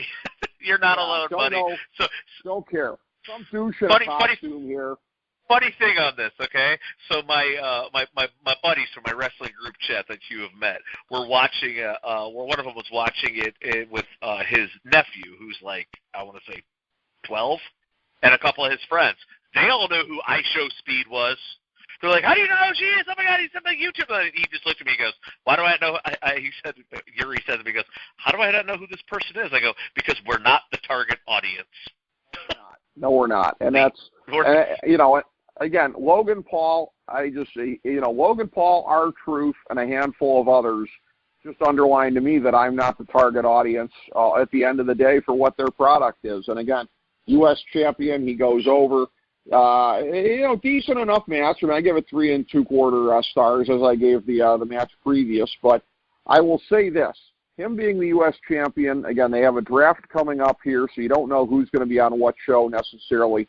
My guess is that Cody and the Bloodline and all that stuff gets moved to Monday Night Raw in preparation for. Again, we've seen the last couple of years. SmackDown's been the A show on Fox, but the A show when they move to Netflix is going to be Raw.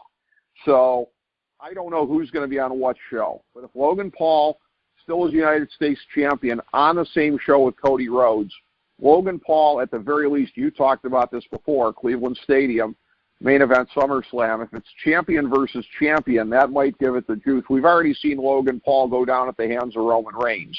So it's not a fresh thing having him go for the world title. Champion versus champion could be plausible, especially in Logan Paul's hometown. It'd be funny to see him get booed out of the place in Cleveland, which he no doubt will. Yeah, he'll do a really good job of that, getting booed. I am intrigued to see if, I did mention that I could see them very much doing a Cody versus Logan Paul because they think that's a huge thing there. But also, we'll see if it truly is a new era. If I don't know. Well, we shall see. We shall see. The only thing I can say on that. And I mean, for a match that, again, was a glorified energy drink advertisement, basically, from the stupid mascot all the way down to the endless mentions of the product and everything like that, that Logan Paul, at the end of the day, is not so much a member of the roster, but somebody that is in business with the company, first and foremost. So that's, part of their new kind of TKO deal. He's going to be around for a while, kind of like, by the way, go back to the last match for 1 second. When are they just going to start announcing him as LA Knight presented by Slim Jims? Because they really should. Yes. Well, not only that, nice little bit of grave digging, having the Macho Man Randy Savage voice in the Slim Jim ads. I mean, did anybody from the Poffo family sign off on that? I mean, no, they're all dead. Well, Harsh but true, yeah. I guess who's going to sue them is a real grim way of looking at it, but I guess that's it's true. Unfortunately. It's why you'll never see Elizabeth get an induction in the Hall of Fame. There's no one to get it. Other than her being added in as like one of those like illuminary, like, you know, like what do they call them? Like their honorary inductees or something. Oh, legacy, yeah, that's legacy true. inductees. Legacy. It's the only thing they can do. She doesn't have a family. She had no siblings, as I understand it. Her parents are dead. So there's no one to accept for her. Widow's still alive, right? I mean, theoretically, she could sue them into oblivion. I guess she could, yes. I mean, someone has to be signing off these rights deals. I know Mattel lost the rights to the Randy Savage likeness, and it went to a couple of these independent toy makers that have a couple of them popping up for the Macho Man. So I know someone is doing deals. Somebody out there owns the rights. I mean, someone's getting that Macho Man Slim Jim money. They ain't doing it for free. So and it's Slim Jim that's doing it, not WWE. It just happens to be on WWE programming, but like you go to the stores, you see Macho Man, he's everywhere still. So someone's getting paid off of that. Well, I will say, egging on somebody from the Randy Savage estate to sue anybody wasn't necessarily anything I had on my 2024 bingo card, but here we are. So we go to the next. We go to the next match here. Singles match for the WWE Women's Championship.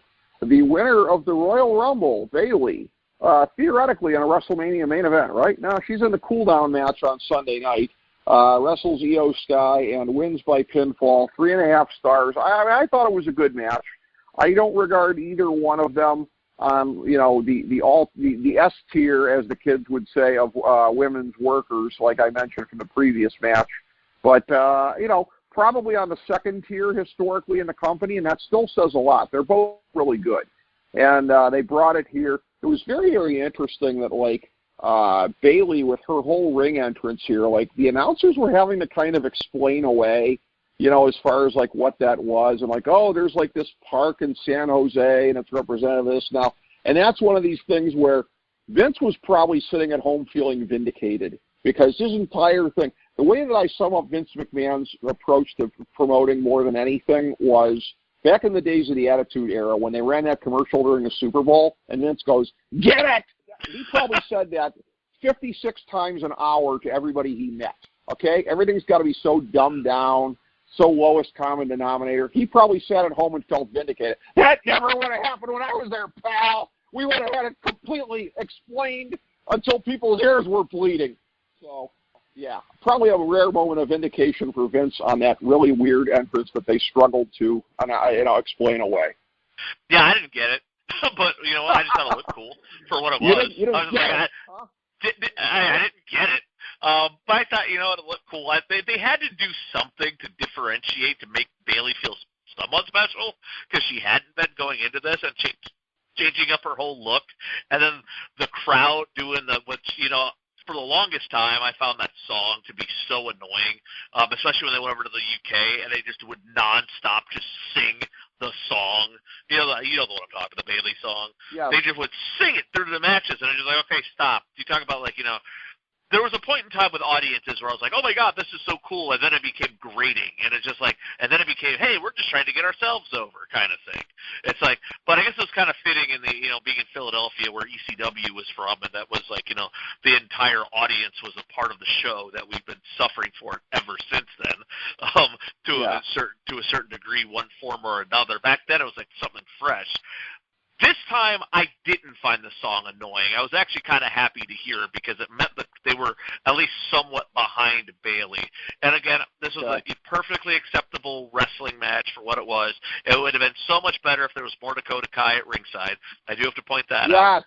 But the right person went over, and they did enough tweaks and change, and I'm glad that they didn't revert back to her being a hugger. I could see them tying that in somehow, as I mentioned in our preview, but I didn't want it to revert back to, okay, I'm this happy-go-lucky person again. They didn't do that. They kind of continued evolving forward, being I was a bitch before that, but she's worse kind of thing.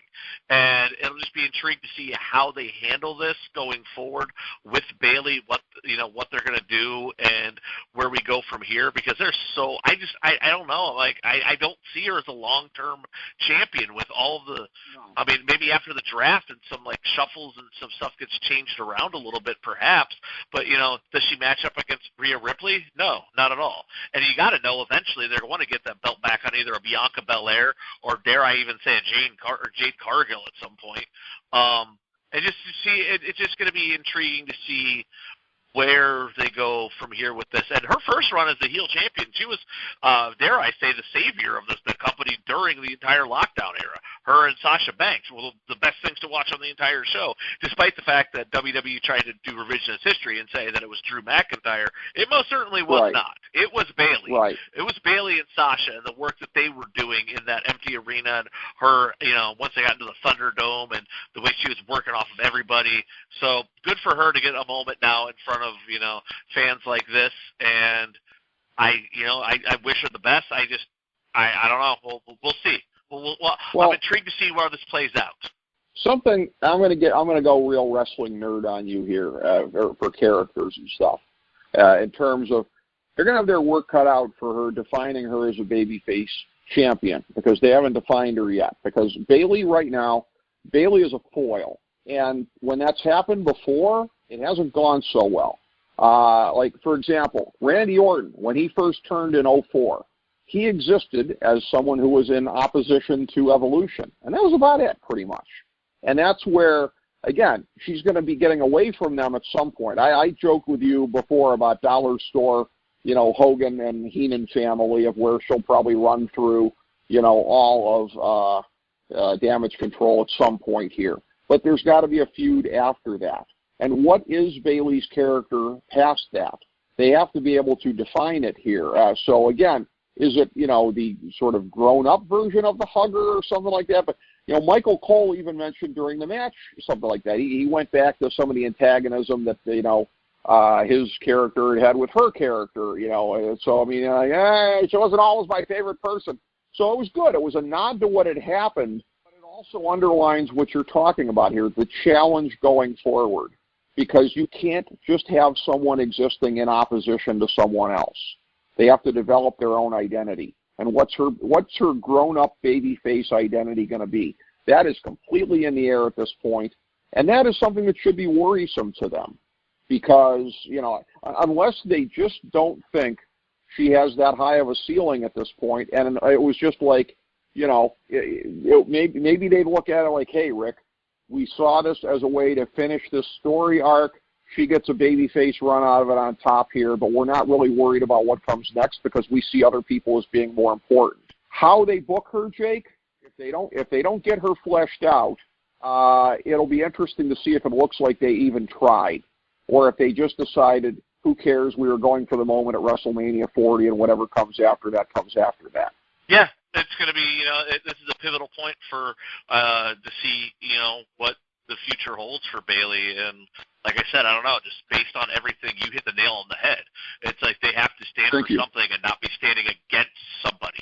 I absolutely agree with that. And once they run out of who they're standing against, it's like, to do the comparison, back in the day, it's like, Sting against the Horseman. As soon as he wasn't facing the Horseman, did the crowd really care as much? You know?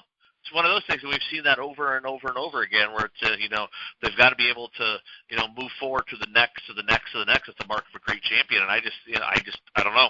I'm been proven wrong, but I just think they've got their eyes earmarked on way too many other new talent that is involved with it that they're trying to build up. So we shall see. But regardless, congratulations to Bayley, and good for her getting her first one-on-one WrestleMania match and leaving as a champion. Yes, it worked out well for her, and again, it went about as well as it was going to go, I would say. Main event, Cody Rhodes defeating Roman Reigns by pinfall in the Bloodline Rules match, 33-25, and it was a match that, again, I think, whether or not it made sense under the whole storyline, I think the match was better for it, but starting off as being just a one-on-one match and not just a shite show from the outset with nothing but constant interference and everything like that. They built towards it. And it felt like an earned kind of a story the way that it went. The aforementioned interference with Jimmy Uso and then Jey Uso, Solo Sikoa coming out and giving the real sense of, again, here we go again from last year. And I think kind of, acknowledging that, the finish last year was definitely something the fans found unsatisfactory. By the way, I will say a little bit of retconning that has happened in the build-up to WrestleMania this year, because the way that Cody got screwed last year, Cody, in the immediate aftermath of it, they had him do this because it was a year out. Well, I lost. The only thing that matters is that I lost. Versus you start coming up on this year's WrestleMania, and he starts saying the truth. I got cheated. Shades of John Cena, the way they retconned him, because they remember it was going to be a year between the matches with The Rock. So he loses to The Rock at WrestleMania in 2012 and goes out. And remember, me and you were pissed about this. They sacrificed Brock Lesnar to him the next month to get his seat back. So dumb. And they did that, and John Cena wins the championship again that year and whatever. And you get to the next year with The Rock, and he's retconned it. I had the worst year of my life because of you. I didn't do crap. I got divorced. When they do these, the worst year of his life, and he main evented every single pay-per-view despite not being the champion. He had the Being John Cena title. Actually, and so I imagine it wrong. He didn't win the title back. That is true. He did not. The CM Punk had it the whole time. But everything else I said was right. Didn't matter, though. It was a mid-card title at that point. But it's one of these things where when you have a year-long build for something, what you have to do on a day-to-day basis is different than what you have to do in the lead-up to the next year's match. Because we couldn't have had a whole year of John Cena running around looking like a homeless person and depressed and despondent. He had to go out there and be himself for the next year because, again, the kiddies needed their hero to bounce back and everything like that. But you needed at the next year John Cena to have that chip on his shoulder about having lost the match. All of a sudden it mattered again. And Cody Rhodes telling the truth recently about how he got screwed last year by the finish of it, it did make it mean more when Solo Sikoa came out. And, again, a little bit of finisher spamming there. Cody gets spiked a couple times, one time a spike and a spear. Kicks out of that. So there was a little bit of Super Cena for Cody before the shenanigans started happening. But the whole range of things there at the end, the whole Avengers Endgame, we had kind of called it with Cena that he would probably be out there. It was a logical tie-in to the Solo Sikoa thing and getting squashed in Saudi Arabia. So you had the tie-in with that. We didn't know who else it was going to be. There was thoughts that it could be Stone Cold. Evidently, I don't know if that didn't work for me, brother, or whatever it was, but it ended up being The Undertaker instead. I don't think anybody was complaining because it was at least somebody of that magnitude. And I will tell you, the whole thing, I'm calling conspiracy theory here, because the whole thing where when they played the Shield music, they didn't show you for the longest time who it was, this whole thing, they wanted us to think, oh my God, Dean Ambrose has come back. I'll be honest, this is the part that makes me still a fan to this day. When that music hit, and I knew it wasn't true, but for half a second, I'm going, are we going to see Jon Moxley in this crowd right now? Not saying you'd have to get involved, but if he's just in the crowd with flips off the like a hoodie on or something, and it's just a half a second, I believed that we might see him. I never thought we'd see him in the ring, but I thought we might have seen him in the crowd, and then it didn't matter because then, the rest of the events played out as they did, and I do want to touch on who I believe the entire MVP of this entire night too was, that being Seth freaking Rollins. I developed a huge amount of respect for him coming out on the other side of this with his involvement and the way his story tied directly into the finish of this match. But, yeah, for that second, I'm with you, though. They trolled us, but they trolled us in a good way, I felt. Because if you watch videos of people who are there, people have posted videos of them live at WrestleMania going, oh, my God, is Jon Moxley here? And they all say Jon Moxley and not Dean Ambrose, which I think is cool. Awesome, by the way. But, yeah, it was. They didn't show for the longest time who it was. It was Seth Rollins, who came out in the Shield vest and had the old-school skunk hair like he used to have back in the day.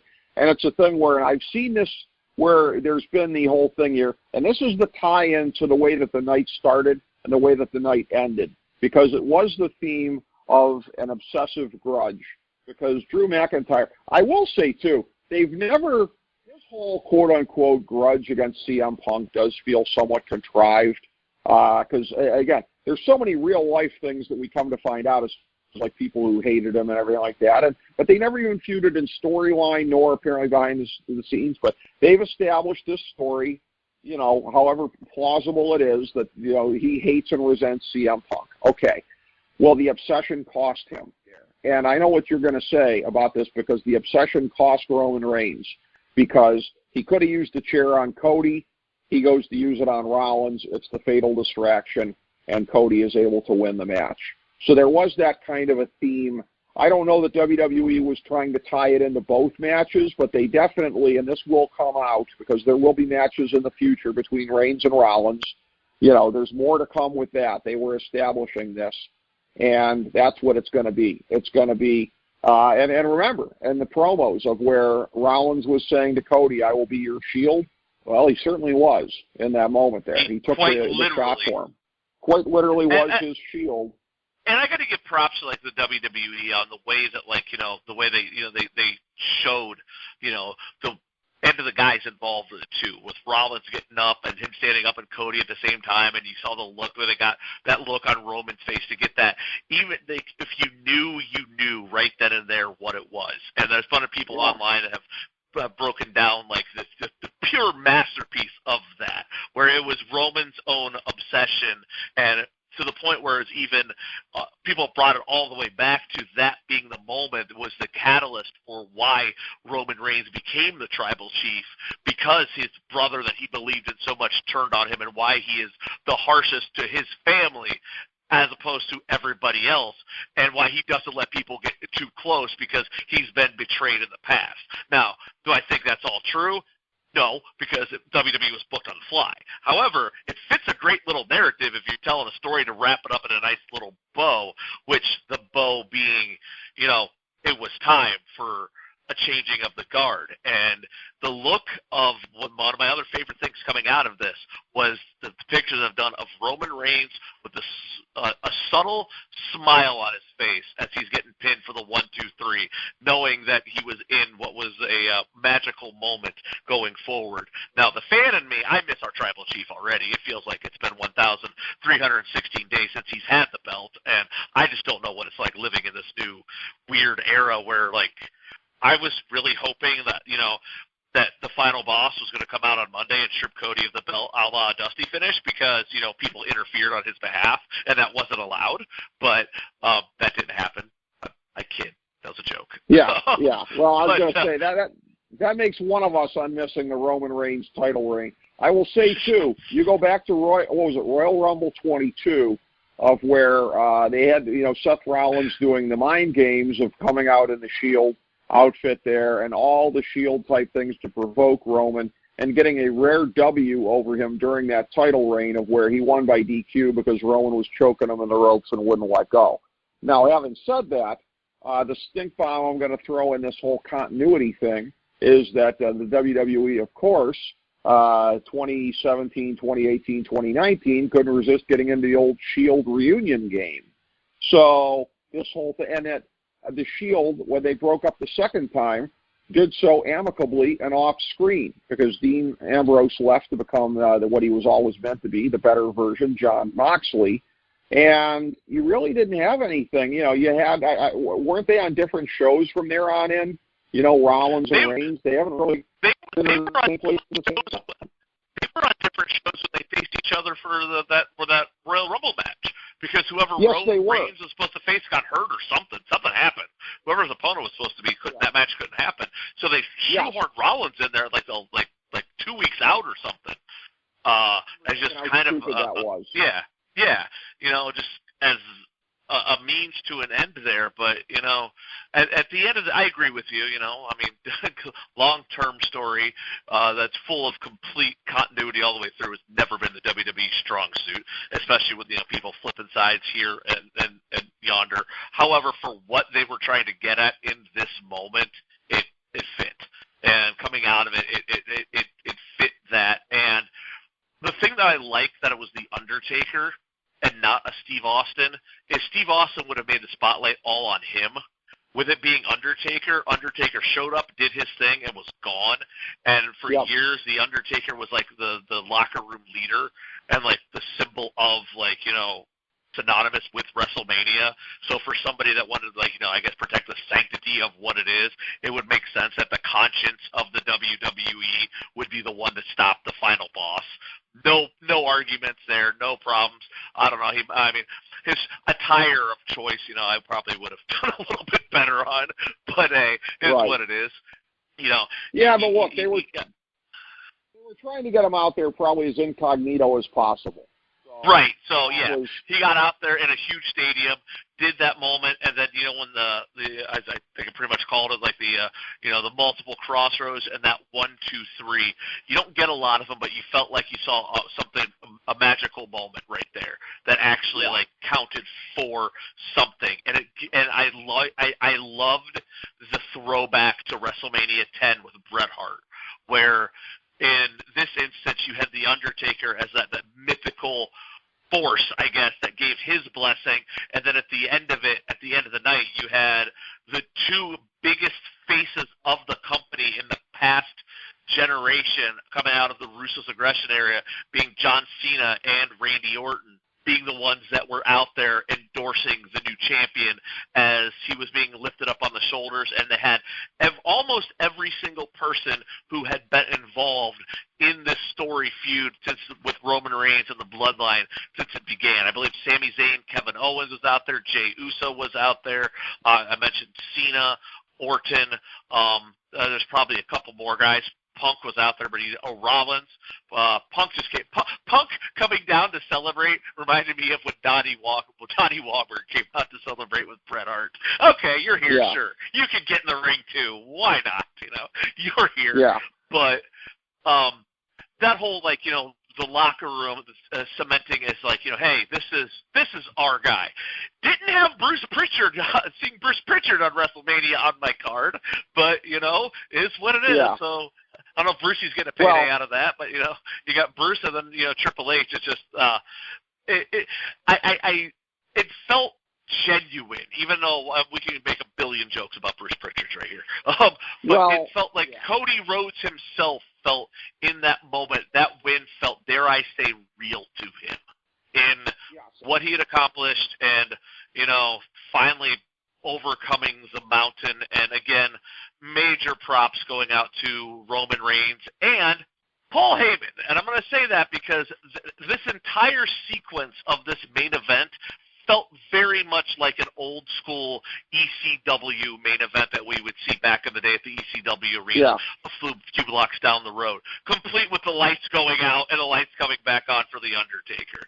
When it was over with, I was like, oh, that had Heyman's blueprints all over it right there.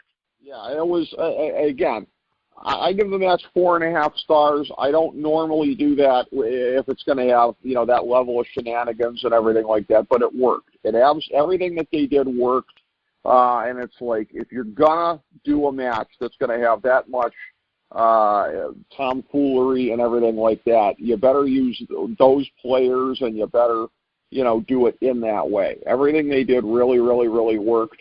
The post-match stuff, I agree with you. It added to the show. It made it more of a genuine moment. I mean, look, you had -1 in the ring. You had a lot of, like, real-life people in there. Yeah, I forgot he was in there, too, Yeah, I mean, you know, and his mom, you know, Cody's mom, all that kind of stuff. So it made it, again, you know, CM Punk being in the ring, you know, being chummy with Bruce Pritchard and Triple H shows you that CM Punk is about as, in the year 2024, CM Punk is as punk rock as Green Day, essentially. So, you know, nothing stays the same as when they were younger, right?